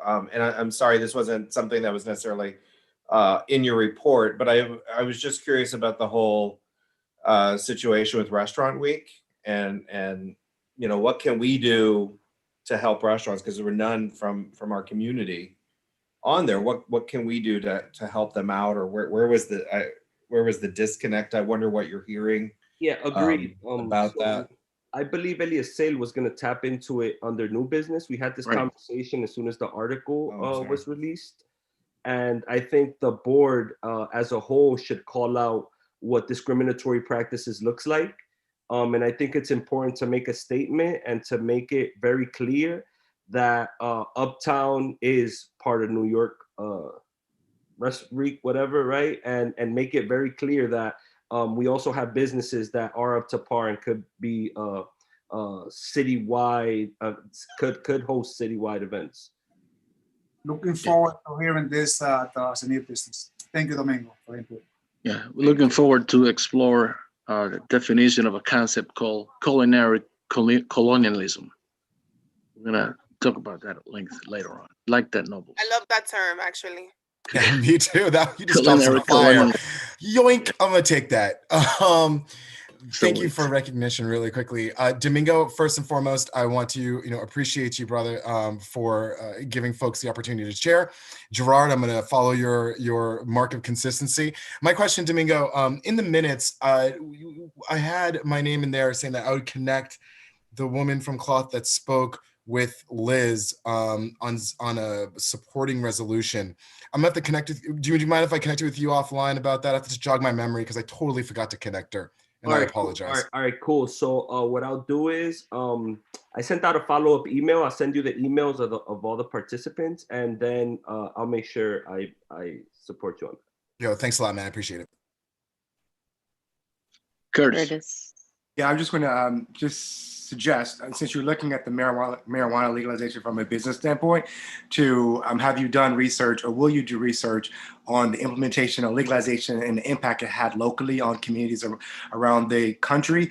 We saw in California there was oversaturation, and actually Black people of communities of color who were able to get licenses, they were able to also get bought out or sell their licenses to people who were trying to profit. So I think it's really important to dot all I's and cross the T's to ensure that once it becomes legal, we want to have opportunities, but we also want to make sure that it's equitable and that licenses can't be transferred easily, and that there's also not oversaturation. Another thing to look at is that the alcohol lobby is actually one of the biggest lobbies advocating against it. Because sorry, Curtis, point of order. Do you have a question here? Yeah. So my question is, have you done research to compare, to do your, just to compare the rollout and the impact it's had in communities of color, so we don't make the same mistakes in our community? Sure, completely agree. But since this is a 101, and I believe I had this conversation with you during the executive committee, this is a basically an intro, a beginning to a conversation that's extremely controversial. So what we're seeking to do is, and I believe I spoke to you about this last month, we will be working together on a follow-up, but I wanted to lay out what's out there on the line. So I think it's extremely important when we start a conversation, not necessarily starting off with, at least for me, starting off with just saying like, okay, we're going to give the historical context now without knowing where we're going. So this is just simply supposed to be this is what it is, right? Then we're going to work together. So once I have the flyer, I'll send it over to you because you are one of our guests, and to your committee members. Well, I'll make sure it gets to you. And then out of that conversation, we could identify where the voids were, and then we could build a very powerful follow-up. But I think it's what I'm trying to purposely do is one, support Francisco, but also engage in a conversation that's very controversial. Okay, guys, thank you. Thank you so much. Faye, Steve, and Ariel, and then Gail Brewer, boss. Thanks again, Mr. Chairman. Yes, well, all I wanted to say about my report is that for first time, my committee, we already started one of our goals, which is having members co-chairing and directing the meetings. I think this is an excellent practice. And if I'm not mistaken, I think I heard that Domingo also started that. So we came up with that idea back in 2017. And I think this is something that I really been looking into it. And I think every committee, I highly encourage to give that opportunity to members, because sometimes folks do not necessarily take that route because they are afraid, they feel intimidated, but it's okay to go ahead and try, because eventually, if they wanted to become members, chair of any committee, that would be a great practice. Along with that thought, I also think that members should be more engaging in terms of providing agenda items, taking the liberty to invite folks, bring idea into it, and not necessarily sitting and listening to what the chair have to bring or what exactly someone else is going to bring on the table. This is to be a collective effort, and I highly engage in every member, not only my committee, but everyone to feel free to be more engaging. Outside from that, I wanted to thank, of course, Waldy Cruz for actually taking that initiative. And last, we're gonna have at our next committee meeting, we invited the New York City Youth Leadership Councils. So we're gonna have 2 representatives. We also, they're gonna be speaking about the opportunity to have young, especially high school students to engage in that council. And also we may have CUNY on board speaking about a study. I think it's program registration in CUNY. But anyway, that's still pending. But more important is the New York City councils that will be on board on February 8th. So with that, that's it. I want to thank you. Okay, moving along, Steve Simon.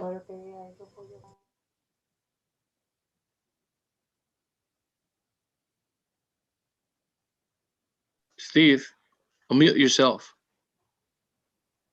Unless he's eating. I think Steve took a break. Steve took a break. Then Ariel, you ready? And then we'll leave Steve for last. Hi, everyone.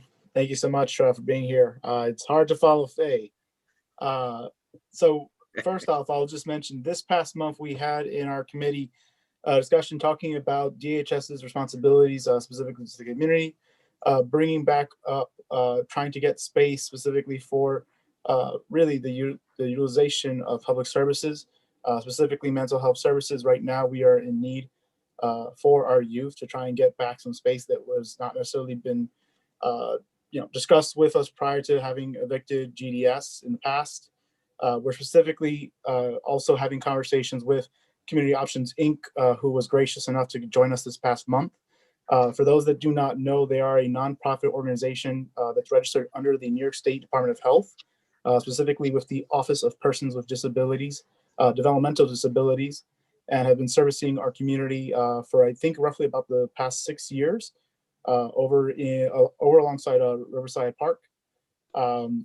And yeah, it was just an incredible experience to have actually met with them, spoken, a bit about their work, learn about what they do and how effective it's been in the community. What I will say, just in terms of updates since our meeting, we had a conversation with Miguel Guadalupe from the Bowery Residents Committee. That is the organization that is supposed to be essentially overseeing the shelter that's been designated for 66 10th Avenue. During that call, Miguel had informed us that they are putting on listening sessions, 3 that are going to be occurring over the next, pretty much the next few days, as well as February's, weeks. The first is actually going to be tomorrow. I've asked that our staff is sharing that information. I'm not sure if that has gone out yet, but if it has not, I'd like to ask that we please make sure that it's sent out. He's out already, Ariel. Yeah, and if it can possibly have another one sent out, that'd be great, because we weren't given much notice before. From that conversation, I will just mention that, there wasn't any information really shared with us going beyond what was actually shared in a letter by the Deputy Commissioner, Aaron Drinkwater of DHS. I've been trying to follow up with the agency since. They've essentially not been willing to commit to come to a meeting with us in February. And so I've been trying to follow up with them since about this. In addition, I've actually had some good news here. After getting in contact with Gail Brewer's office, specifically Natalie, she had connected with Hallie Chu, as well as the Vice President of Intergovernmental Relations for NYCHA. So we're looking to have them join us at our coming meeting, specifically speaking to us a little bit about PACT and RAD, as was requested by the 10th President of the Association over at the Dikeman houses. I think I wrapped up everything within a very quick, small time frame. Is there any questions regarding this? If not, I'll go back to my wonderful photo of me more clean shaven. All righty, thank you. Nobles? Wait, there were Save 2 hands. Natalie, I save the think had her best for hand up last. first. Oh, Natalie did. Natalie doesn't get to ask questions. She does what she wants. I'm back. Okay, Good. I'll ask then, just to keep things moving. Ariel, NYCHA is going to be very big this coming year, considering the federal dollars coming to it. Have you had any thought on how you want to approach that from your committee? Is there going to be a I guess, a curriculum for the meeting progression as like a current events with the federal government when it comes to public housing? Or is it going to be as it comes up? Or you might not even thought about it yet, which is fine too. I just want to see if you have a future plan on how the federal government now with the new Democratic administration is going to be funding local public housing projects. Yeah, so I mean, right now there hasn't been a concise plan, right as we have it from the Biden administration. At some point, I'm sure they'll probably perhaps be persuaded by Booker and also perhaps Harris, who I know also was talking about this. But at the moment, there's not necessarily a clear plan. I think right now is to better understand what NYCHA's financing plans have been so far. There's been some conversation about PACT and RAD, as well as infills, but there hasn't necessarily been as much information being provided per our wonderful public member, Marshall Vanderpool, who's been saying that, there are individual tenants within the Dikeman houses that aren't necessarily as aware about what's going on. So we're taking this opportunity to really try and engage NYCHA, learn a bit more about what's been going on through at least the entire city. They're going to be coming forward and actually telling us a little bit more about what's going to be specific to CD12, which I think is just incredible, just to have that bit more of specific information. But yeah, we're going to take this opportunity right now to just really learn, grasp what's been happening. And, if there are any further developments, happy to, of course, continue that conversation there. Thank you, Ariel. Godspeed. Thank you, Ariel. So we're going to have Steve Simons with his report. And then Could I first ask Ariel a question? You're going to hug all the time we got left. The NYCHA presentation, does that include a discussion about the new management system for 99 Fort Washington and some of the other buildings in Washington Heights? Yeah, so this is going to be specific to CD12. They're going to give us updates on all properties that are within this district. All right, because there's some kind of new public-private partnership for managing many of their buildings. So yeah, that's in reference to the PACT and RAD, which we're going to be talking about.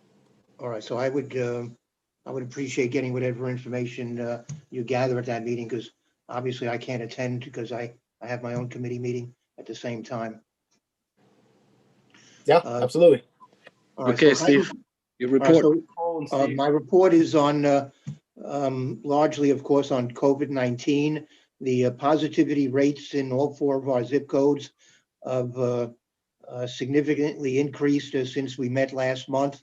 At the moment, based on data from last week, the week ending Saturday the 23rd, zip code 40 is now the 31st worst zip code in the city out of 177. Its positivity rate was at 10.57%, which represents 159 positive cases. Zip code 34, which the previous week was over 11%, went down to 8.92% with 136 cases, but that's obviously also pretty high. Zip code 33 is was at 8.67 with 184 cases, and zip code 32, 8.29%, 219 cases. So for last week, we had 698 positive cases in our district, compared to the week previous where we had 729. So we improved slightly, but gosh, these are awful numbers. And the city as a whole, is maybe getting somewhat stable, and is also, I think, citywide average is around 9%. So well, we're somewhere in the middle, but it's not very good. Following up on the presentation we received last month from Dr. Ho, he mentioned that there are clinical trials that the medical center has been involved in. Turns out that there are 3. Johnson & Johnson, they enrolled 100 people in that clinical trial, and 300 people in the one for AstraZeneca. Those two vaccines apparently have completed phase 3, and I think they have now been submitted to the FDA for its consideration and hopefully approval.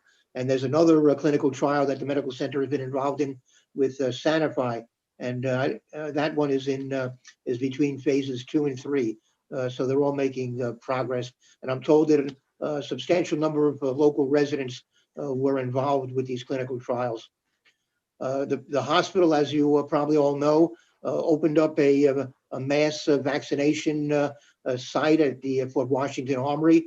As of last Thursday, they hit 10,000 vaccinations.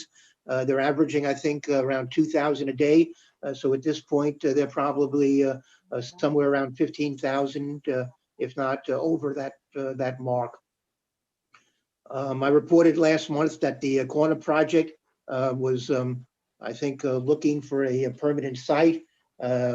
Apparently, they're in lease negotiations, but the prior proposal that they had presented to us to put a number of trailers on Amsterdam Avenue between 176 and 177th Street apparently now is may not come to pass if they sign that lease. And finally, I am trying to arrange for a presentation by DEP of the inward drainage plan, which is something that was stipulated as part of the inward rezoning. So hopefully there'll be a presentation of that plan in my committee meeting on February the 3rd. And my committee meeting will begin at 6:30 instead of at 7. Thank you, Steve. Open floor, Isidro. Hi, Steve. Question. Any correlation between the high number of infection versus the high rate of testing? Do you have any data on that?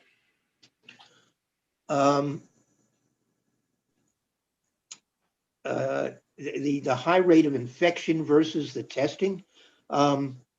Well, I mean, as our former president said, I guess the more testing you do, the more infections you'll find. I mean, this is a reflection, I think, of the fact that, you know, there are a number of factors involved here. I think a really thorough analysis has to be done. You know, we have a lot of essential workers. We have a lot of overcrowded apartments, a lot of density. We have a lot of issues. One family member may get COVID and then quickly pass it on to another one. We have an elderly population throughout the community. I think there are a lot of factors, and I'm looking forward to somebody doing a thoroughgoing analysis that will explain this.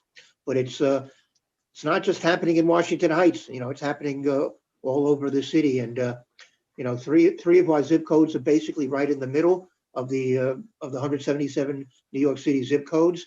And right now, the worrisome one is zip code 40, which is ranking at number 31, which is higher than I think it's been before. The week before, zip code 34 was at number 22, which is the highest any of our zip codes have ever been.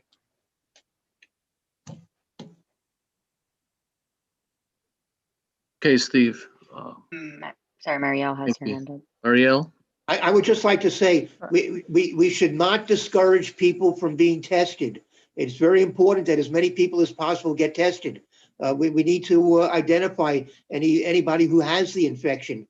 And unfortunately, this virus is so wily that you could have it and not know it. You could be asymptomatic.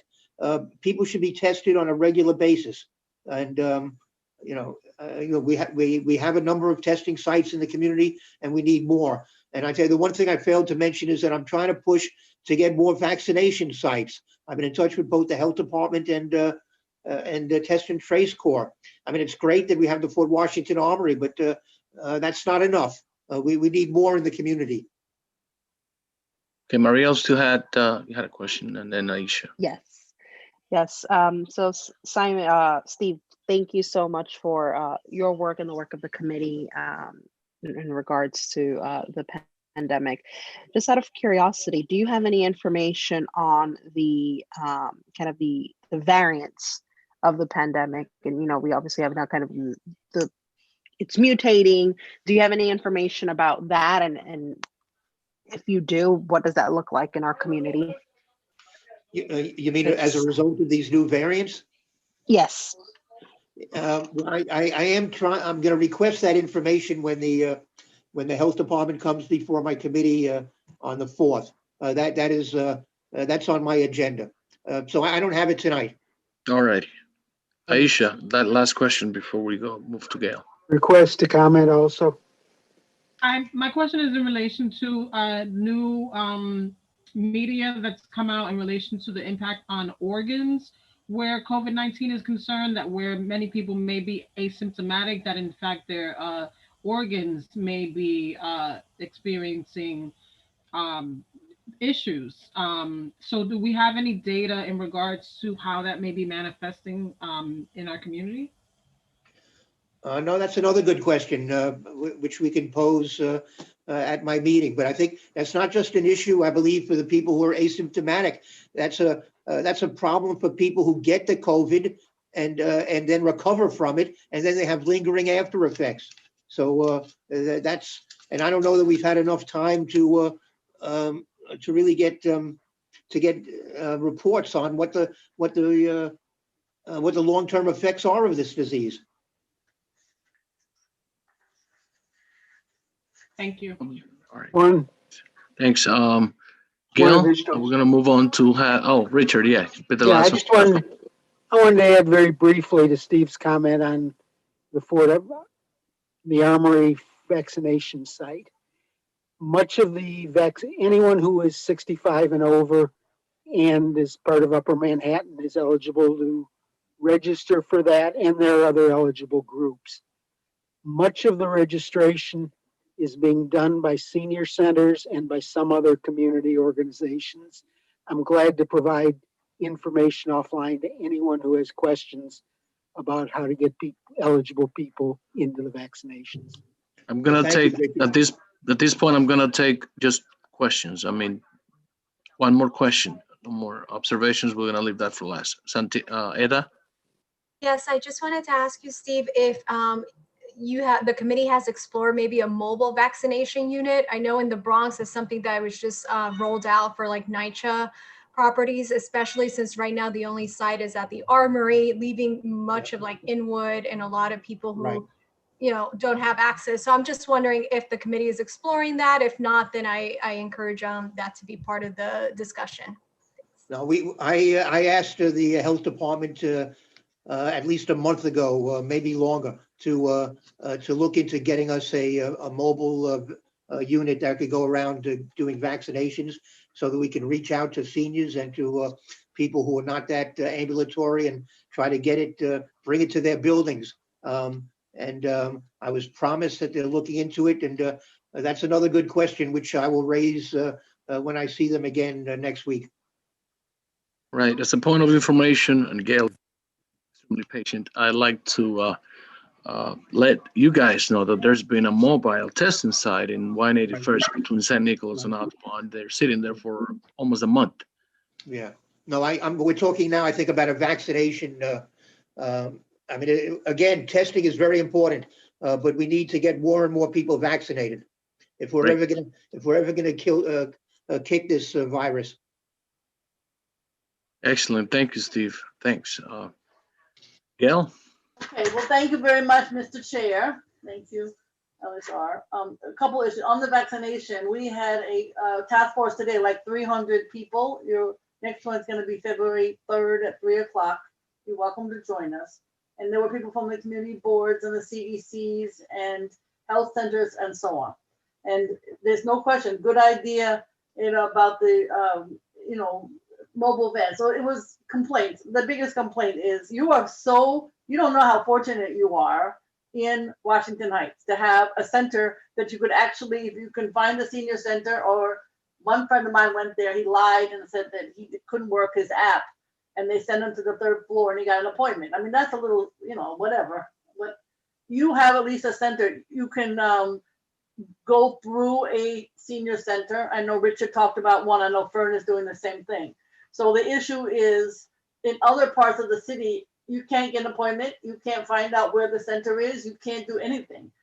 Sometimes the drugstore down the street gets a call. I got somebody today said, oh, the drugstore called. They have extra. They have to use them by 5 o'clock. This is craziness. This is craziness.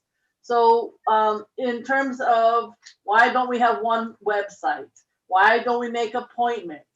Why don't we have a situation where the call center can help people fill out on the computer? Because I'm pretty tech savvy. And one woman said she spent 24 hours on her computer in order to get an appointment. You get the picture.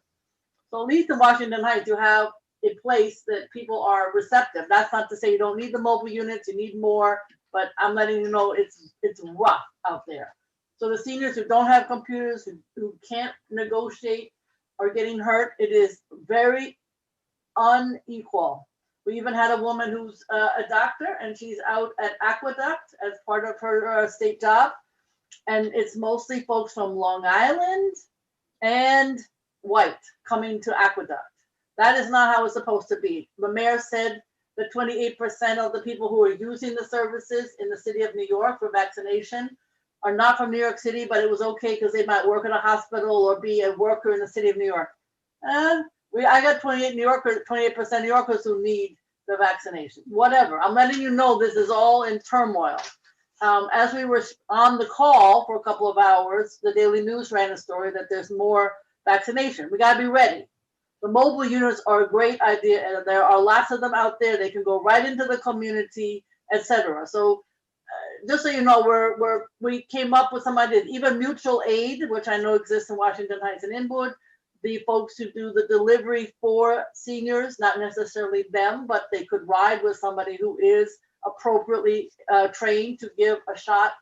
Got to figure out something better than what we're doing.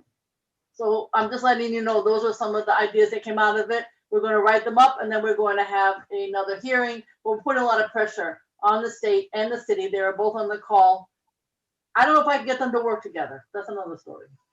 We also have a testing site here at Word Up. It was supposed to be today, but I don't know, there wasn't much of a storm, but we had it last Tuesday. We'll have it next Tuesday, and we do it ourselves. So we're trained. We work with the health department, the awesome folks at Word Up.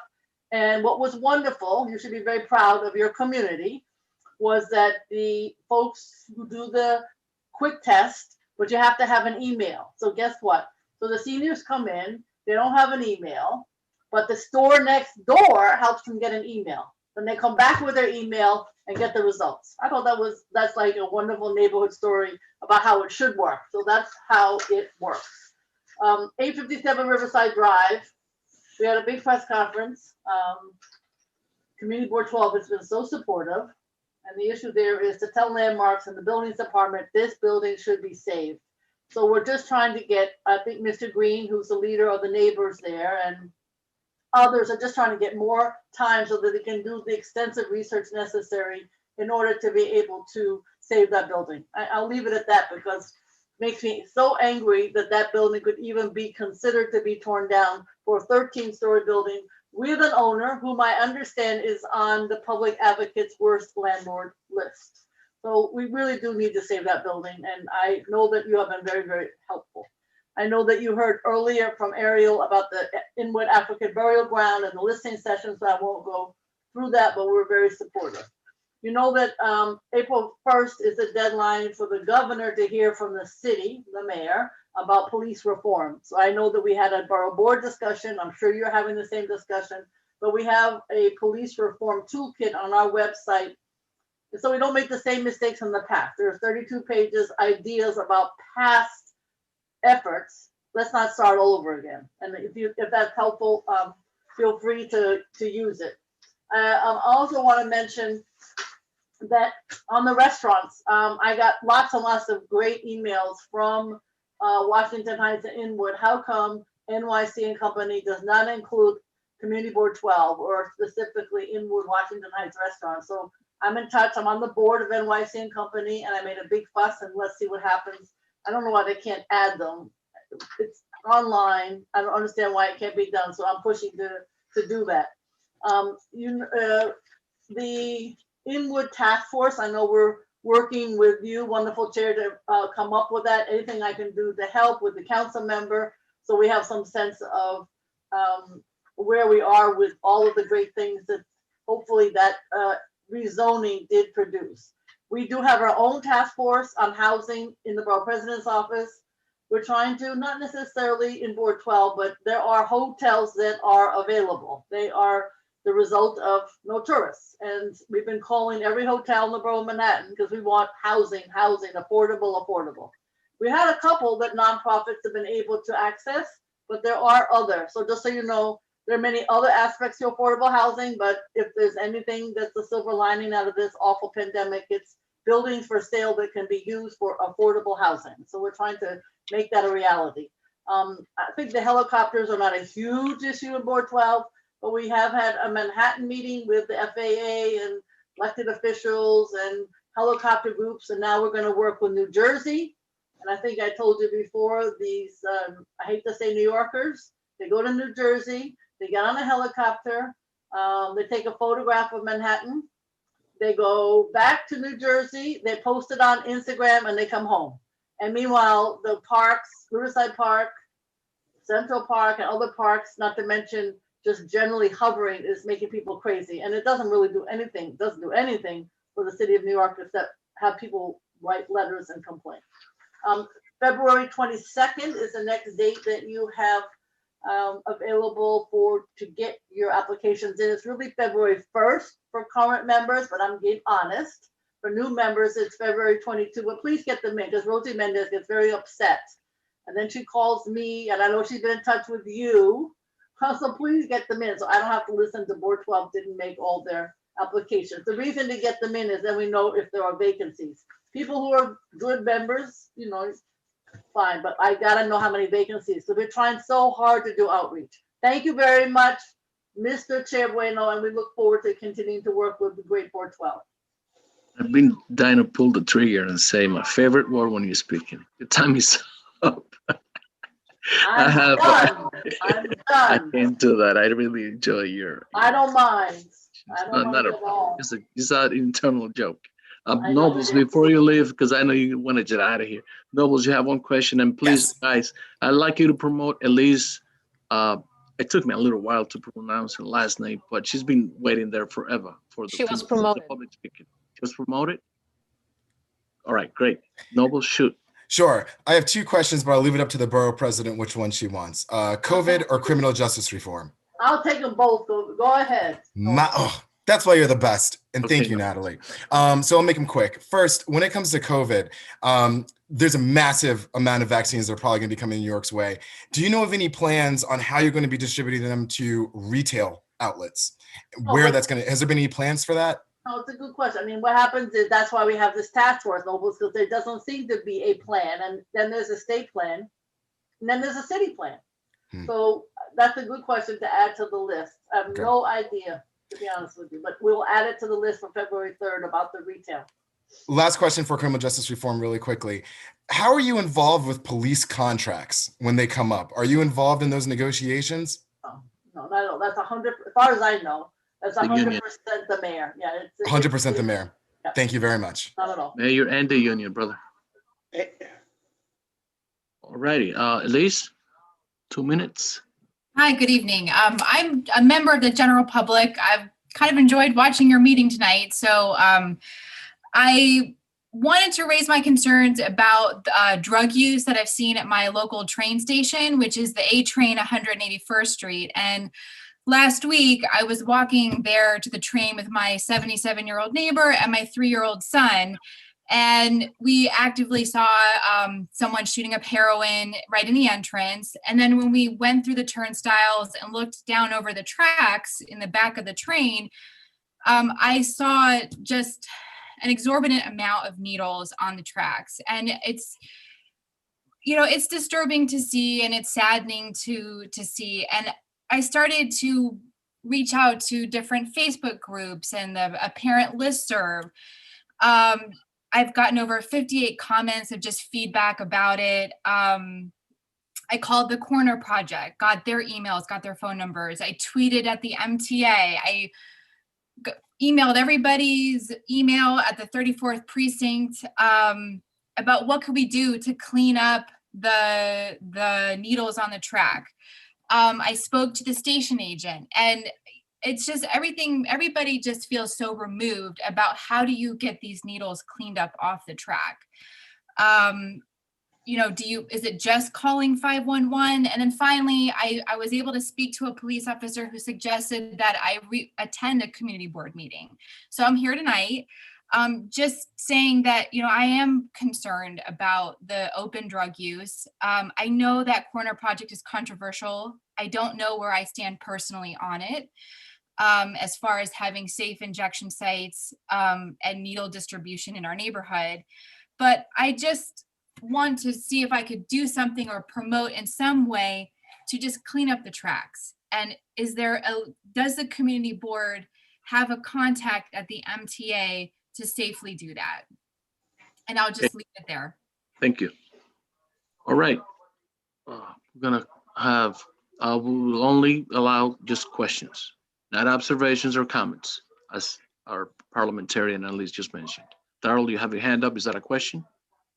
It is a question. I mean, everyone Fair probably enough. here has thoughts on it, but my question was simply, is that, are you seeing that on the 184th side or the 181st side of that stop, or both? I've personally seen it on the 184th side, but in the Facebook comments, a lot of people have mentioned that it's on the side with the escalators as well. Okay, thanks. Take two more before I move on to roll call. Liz, Steve.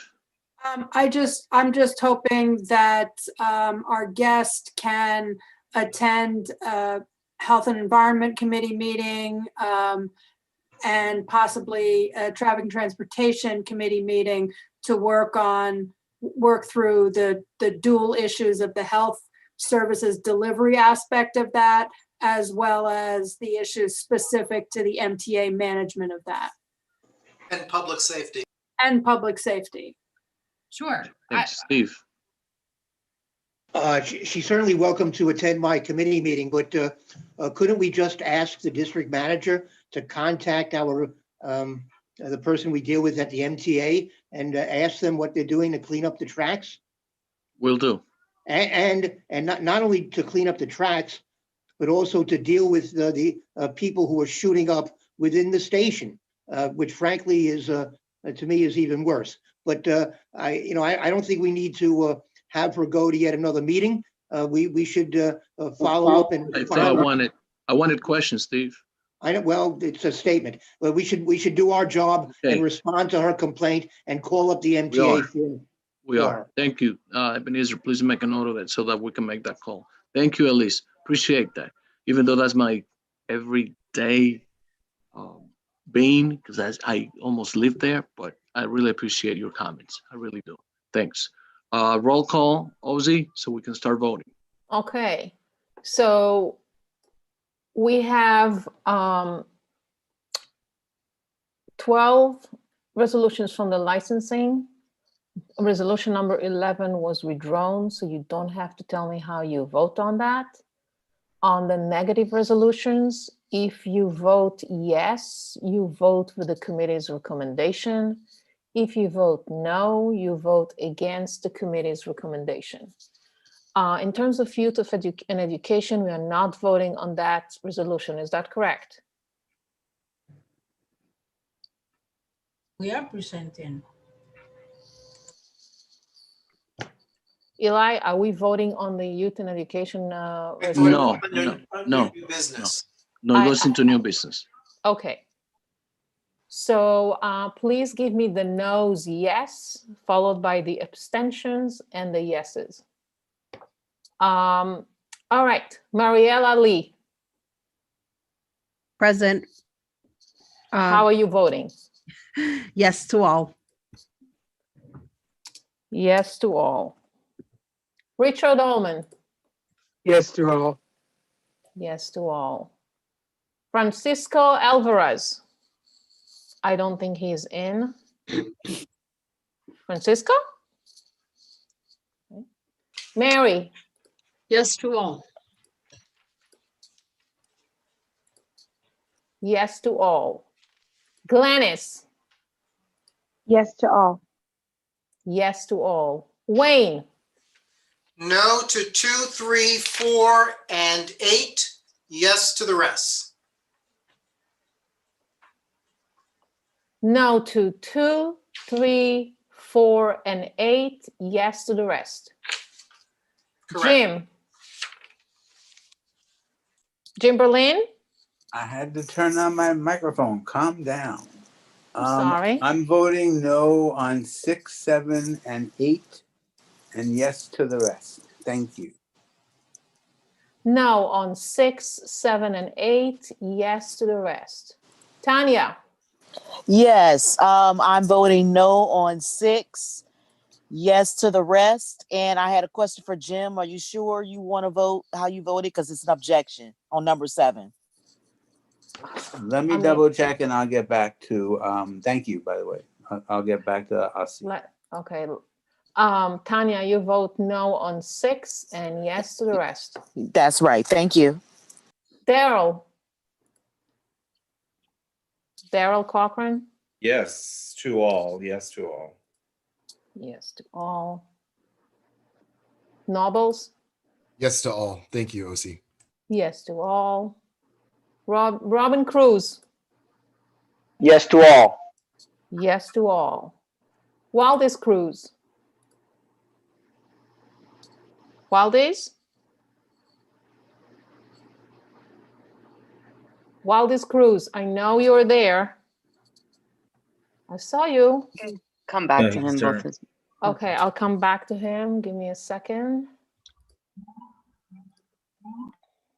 Gerard? Abstain C, yes to the rest. Abstain on C, yes to the rest. Catherine Diaz? Yes to all. Yes to all. Naisha Diaz? I didn't see her. Naisha? Naisha? He's not on the call. Okay, I'm gonna get back to her.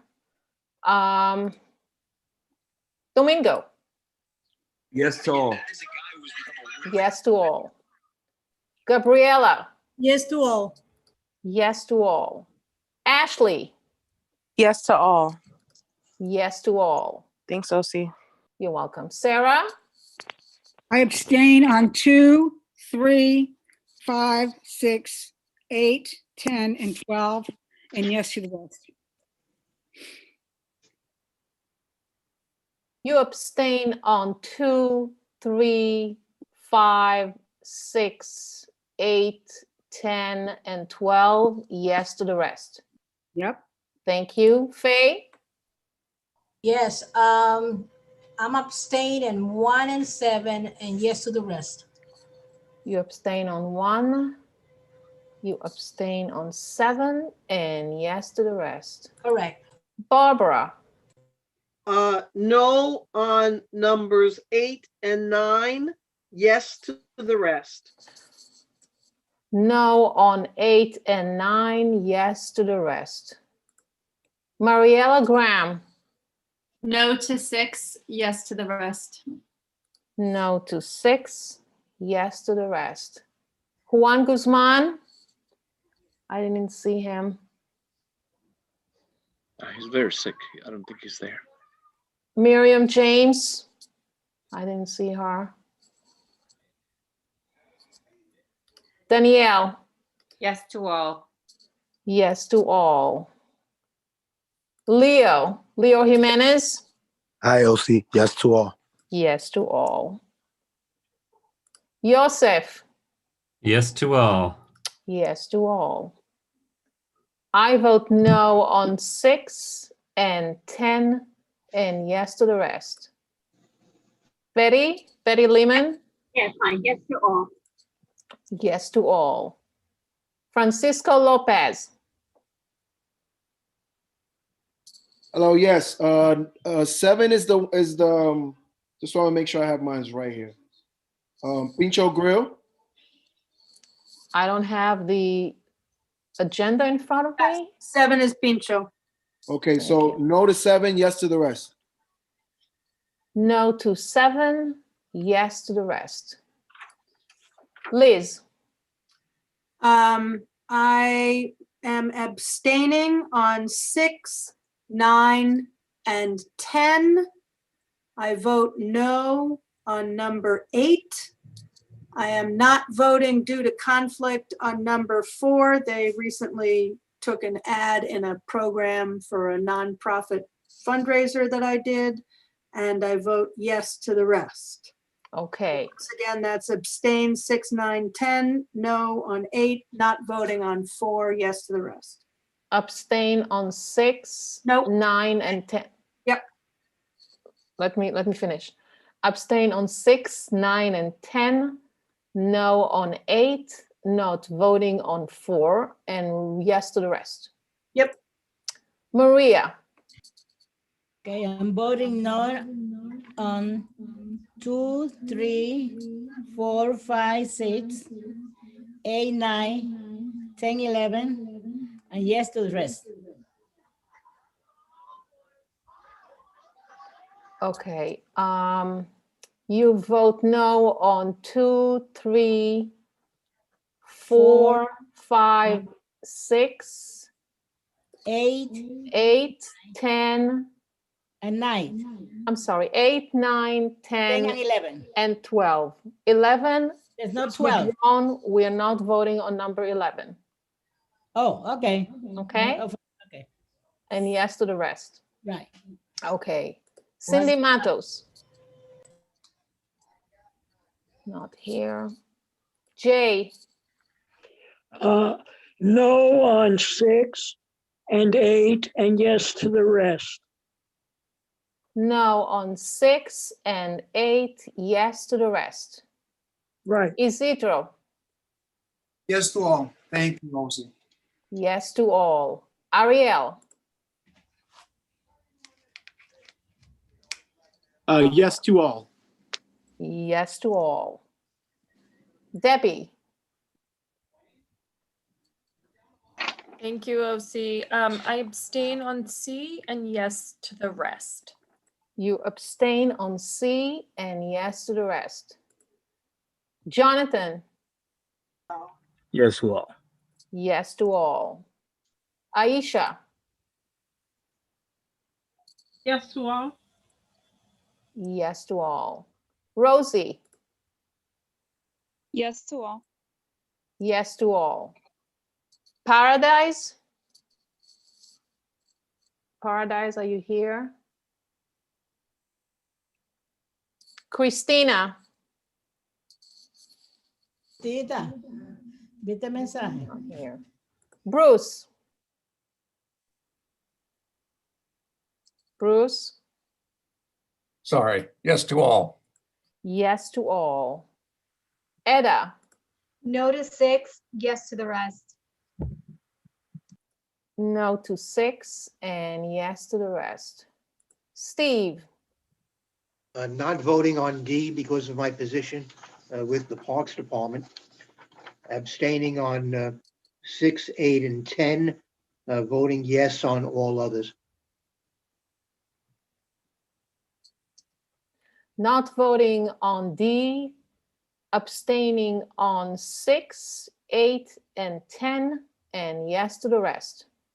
That's correct. Omar. No to 6, yes to the rest.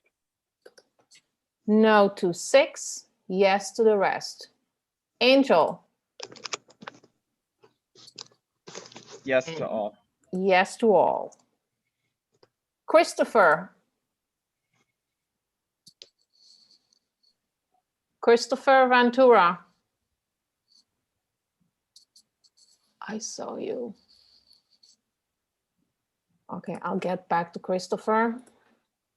Curtis. Curtis Young? Yes to all. Yes to all. So I'm going back to Waldis Cruz. Are you back on the call? Waldis, I Yes, see yes. you. Okay, Yes, how yes, are you yes. voting? Yes to all. Yes to all. Now, OC, And- if I could interrupt, I want to change my vote on number 7 to yes, and thank you, Tanya. Hold on a second. Jim, number 7 is a yes. Thank you. Okay, so I have you for a no for 6, no for 8, and yes to the rest. Correct, thank you. Okay. Eli? Yes to all. Yes to all. And one more time for Christopher. Can you hear me? I just saw him. Christopher Ventura. I can't hear you.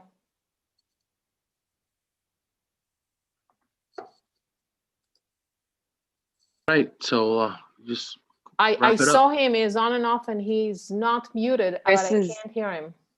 Yeah, Yeah, Chris just- seems to have trouble. Right, if he calls you between now and then, it's fine, but we need to wrap this up by 9:25. He can't call me, it should be public.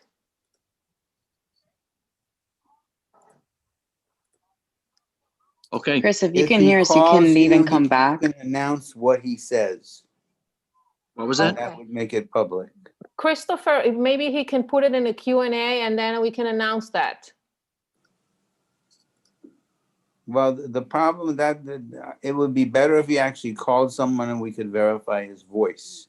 Okay, And, I don't and then have of his course number to someone call. could publicly announce that they were called and Christopher voted thus and so. Okay, Liz is calling him. Thank you, Liz.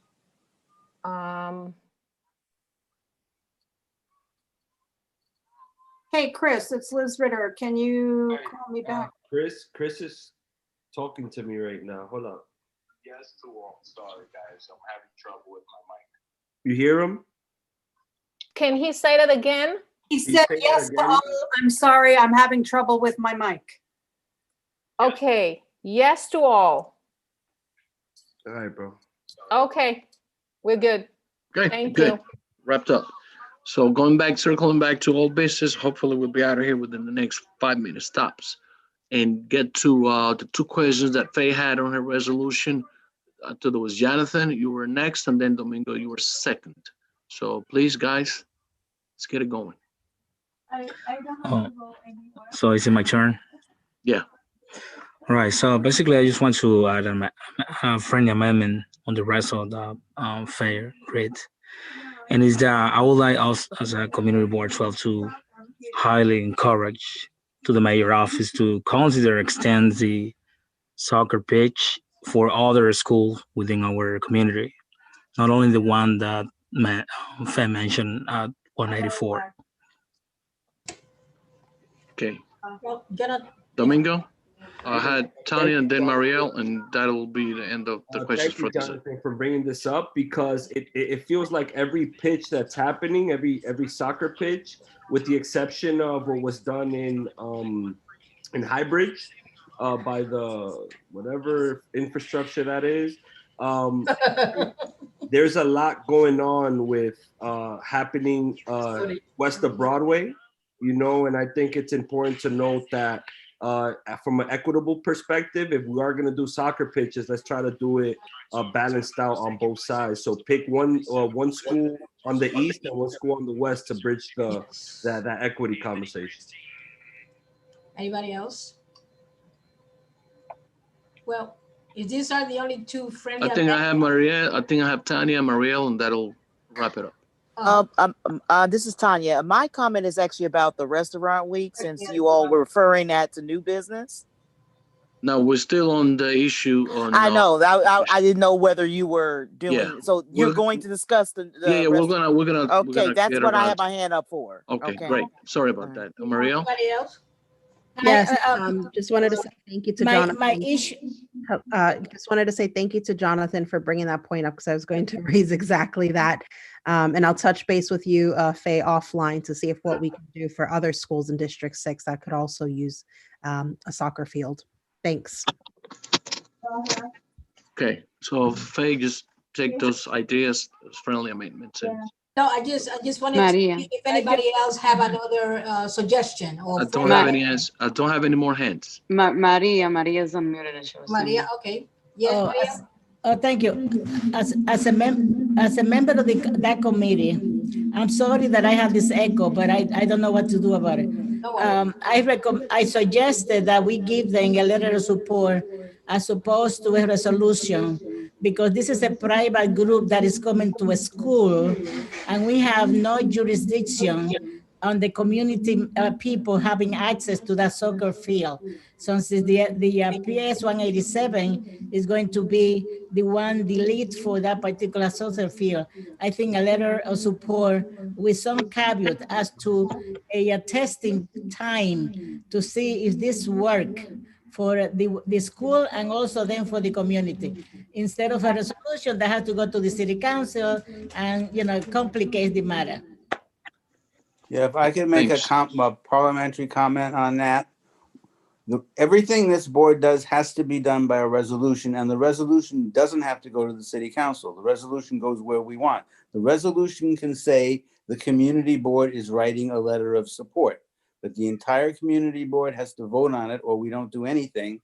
And that's why it has to be a resolution.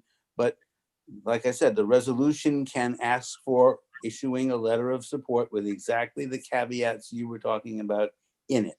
I hope that clarified matters. Yeah, well, they didn't want a resolution at the beginning, okay? That's why my point. It doesn't matter what they want, it matters what our procedures are. And we have to pass resolutions on everything.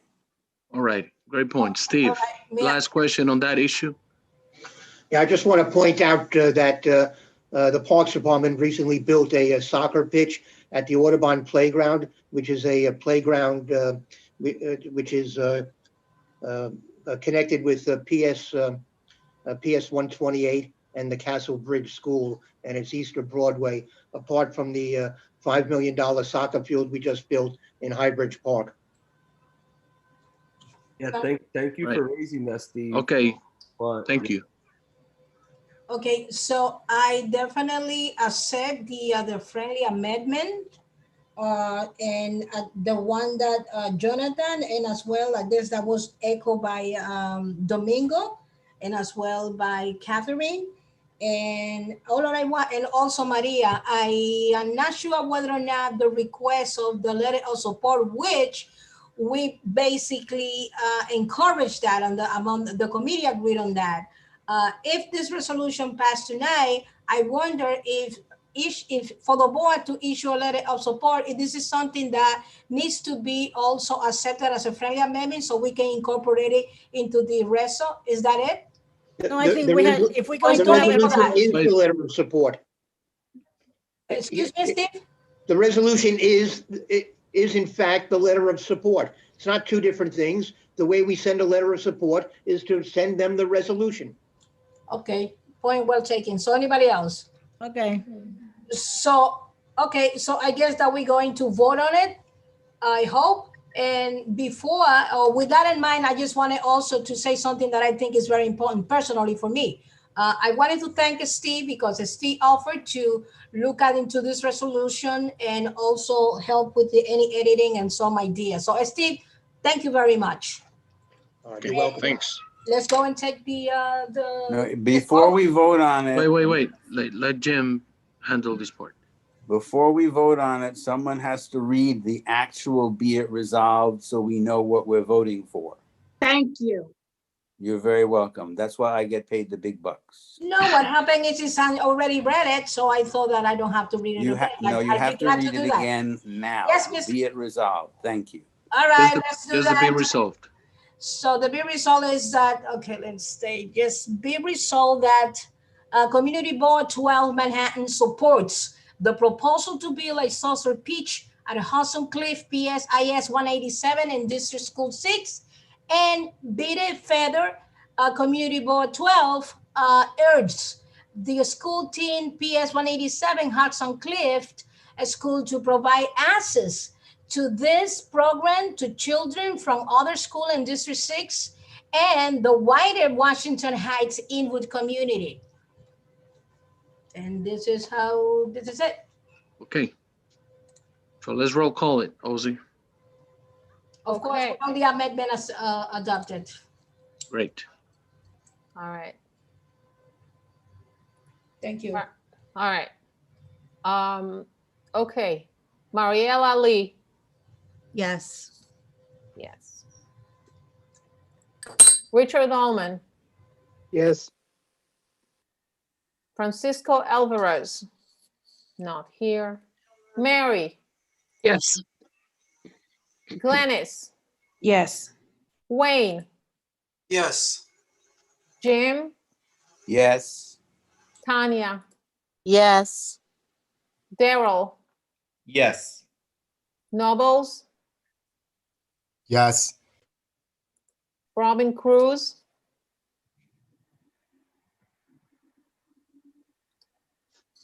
Robin Cruz, are you here? I think he left. I guess. Waldis Cruz, Oh, boy. Waldis Cruz, Let me call him. You can keep going. He'll go back. Let me give him a call. hold on a sec. Okay, I just have to mark them as, Aldous left and Robin left. okay. Gerard, He left. okay, hold on. Do people know we were voting on something? Yes. Was that not clear? Can we do the discussion after Catherine Diaz? Yes. Naisha Diaz, not here. Domingo, Yes. Gabriela, Yes. Ashley, Yes. Sally Fisher, Yes. Faye, Yes, of course. Barbara, Yes. Mariela Graham, Yes. Juan Guzman, not here. Miriam James, not here. Danielle. Danielle, She left. Leo Jimenez, Yes. Joseph, Yes. I vote yes. Betty, Yes. Francisco Lopez, Yes. Liz, I vote yes, and I just got a text from Chris, so I'm calling him. okay. Yeah, move along, LZ. Maria Luna, Maria, can you guys mute yourself? I'm sorry. Cindy Matos, not here. Jay, Yes. yes. Isidro, Yes. Ariel, Yes. Ariel, Yes. thank you. Debbie, Debbie, She stepped out. She'll be back. hold on. So she's saying. So she's saying. Jonathan, no, she's still here. Jonathan, What about Yes. Wendy? I'm sorry, one person at a time. Jonathan, can you repeat your answer?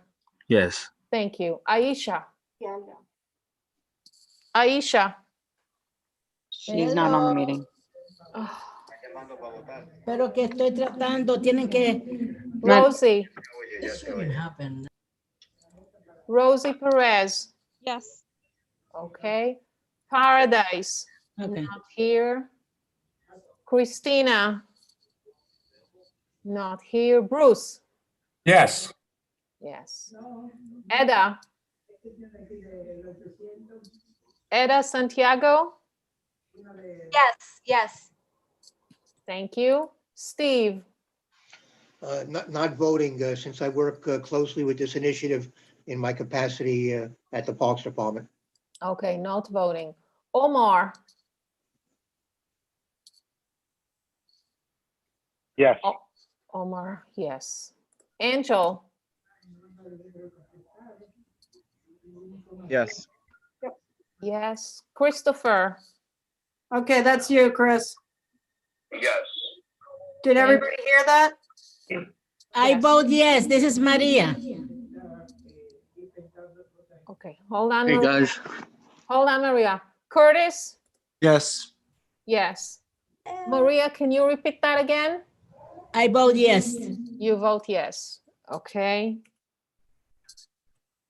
Wendy. Okay. And I'm back to, well, no. Robin Cruz, are you back? Waldis Cruz. Gerard. They're not online. Oh, they're not there. Okay. Danielle. No. She's not. And Debbie. Must have Debbie's stepped not away. there. Double And check the count to make sure we end up having a quorum. There's a lot of people gone. hold on a second. Aisha. Debbie is there, but she is muted for some reason. Aisha's not on. She's not on. And Eli, how do you vote? Yes. You vote yes. All right. So out of the 43 members, 1, 2, 3, 4, 5, 6 members are not present. So That's 37, Please so that's call back quorum, right? Maria. Please call Maria. Maria already replied. I'm good with Maria. All right, so we have 37, so that's that's did- quarter, right? Why you didn't answer? Okay, so the motion passes. Yes. I mean, Correct. voting Great. passes. Thank you, everybody. Okay, so on you, so I have 5 more minutes. I have been here 3 hours already. So I just like to, on new business, Tanya, go ahead for a few minutes and then I'll go last and then we'll wrap it up on the restaurant issue. Yes, I haven't spoken all evening, so I would just like my time. As everybody else, just equally as everyone else. Right.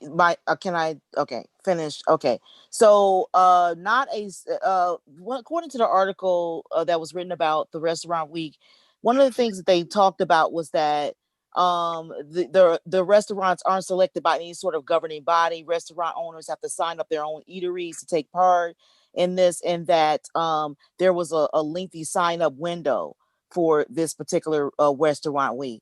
One of the things that I think, this seems like more could be something of, it could be many things. It could be an outreach issue in terms of people just didn't know, or it could be people just don't want to participate because maybe they can't afford to offer discounted lunches and things like that.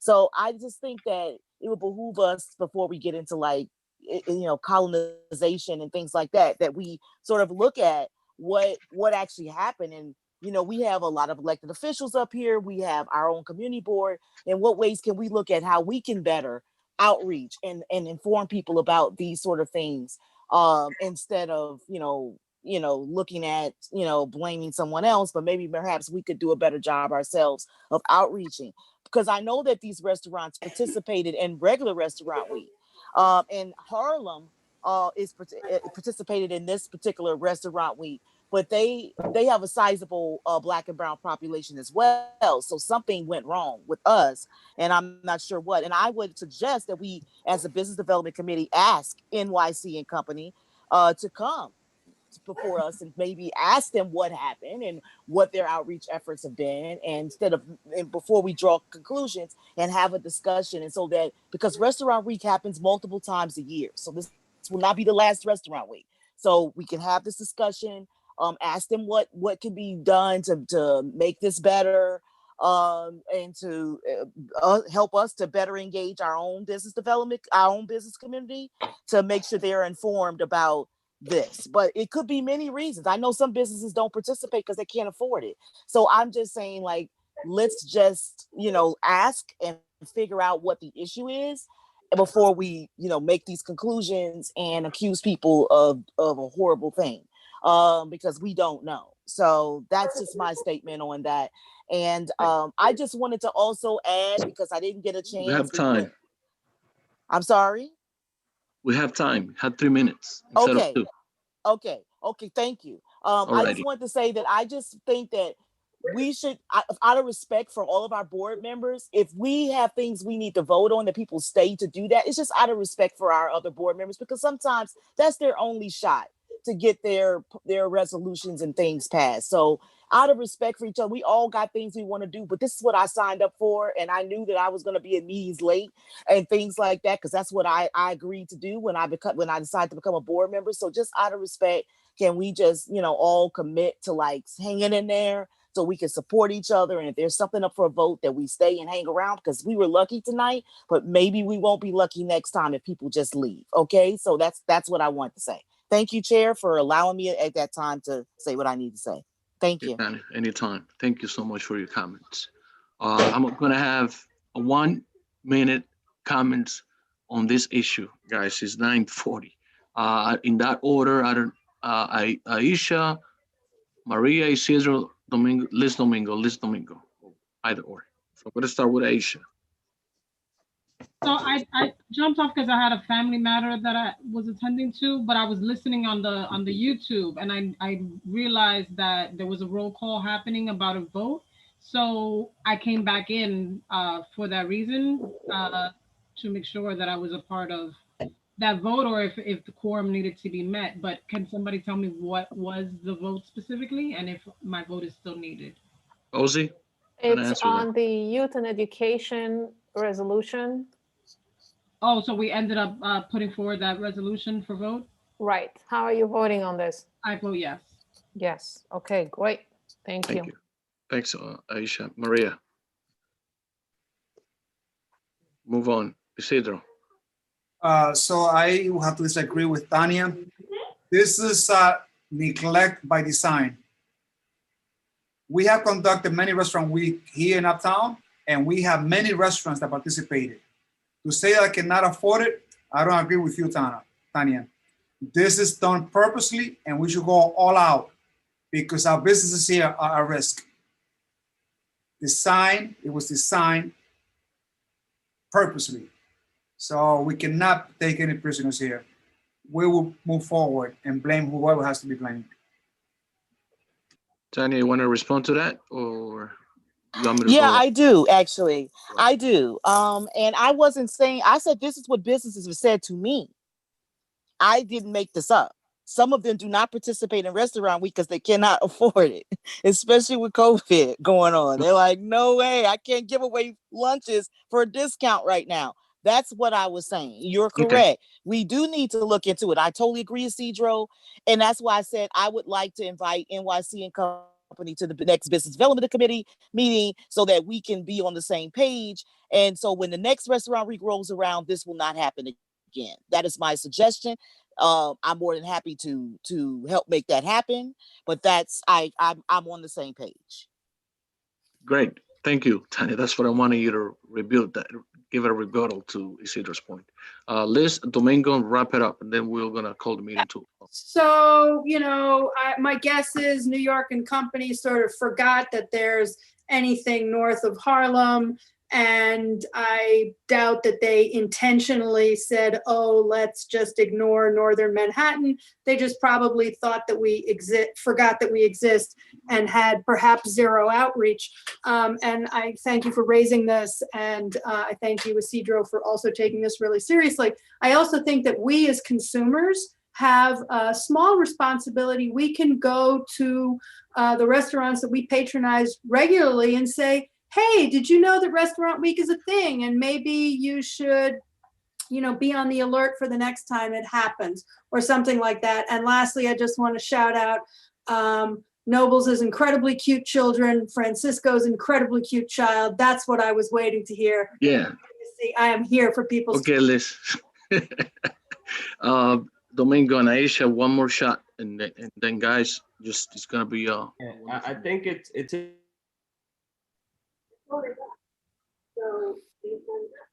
Ready? Could you mute yourself? Yeah, so I think it's really important for us not to get caught up and like continuously trying to undermine folks, right? As I previously stated, we understand that there is an issue within the board of outreach. So there are tangible steps moving forward that for at least me as the chair of the Business Development Committee, right, we have proposed, because this was something that was done collectively through the committee. So I think it's very disingenuous when we try to assume as to like, oh, these efforts, when there's efforts being put in place to actually address some of the issues that we have identified.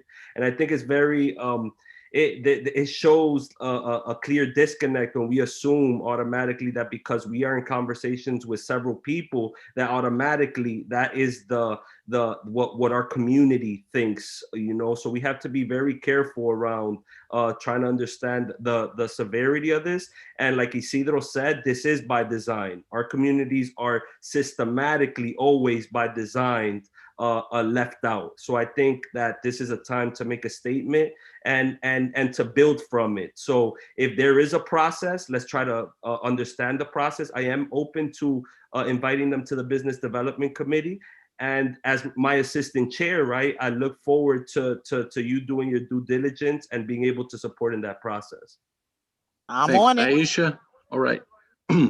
I just wanted to speak to, so I can't speak to New York City and Company's agenda. However, in my experience doing marketing work, I began to see a trend over the years of Northern Manhattan being consistently left out. I actually had a folder, I don't know where it is right now, where I started collecting maps that were put out from the city, even at the tourism office that is in Midtown. You will find in their stacks of brochures that are available many different versions of maps that don't include Northern Manhattan, and it annoyed me to no end. So it's something that definitely needs to be addressed. Great point. So with that, extremely wonderful and productive meeting. Shout out to Chris Nichols for his incredible presentations, and to each one of you for putting in the time. Wayne, proud of being in the same room with you. I'm gonna call the meeting to order unless it's an emergency, something that someone has to say. Quick shout out to Paola, who busted her butt to get us all of the materials for this meeting, even though plenty of people, including almost everybody, didn't get their stuff in on Friday as the office asked, and yet Sure. she had all our backs. So Yeah. Good, Paola, good job. Yeah, you're only saying that because you had dinner. Gracias, Bye, Paola. Liz. Can I just say one thing, Eli? Yeah. Quickly. 30 quickly, seconds. Super 30 quick. seconds. Super quick.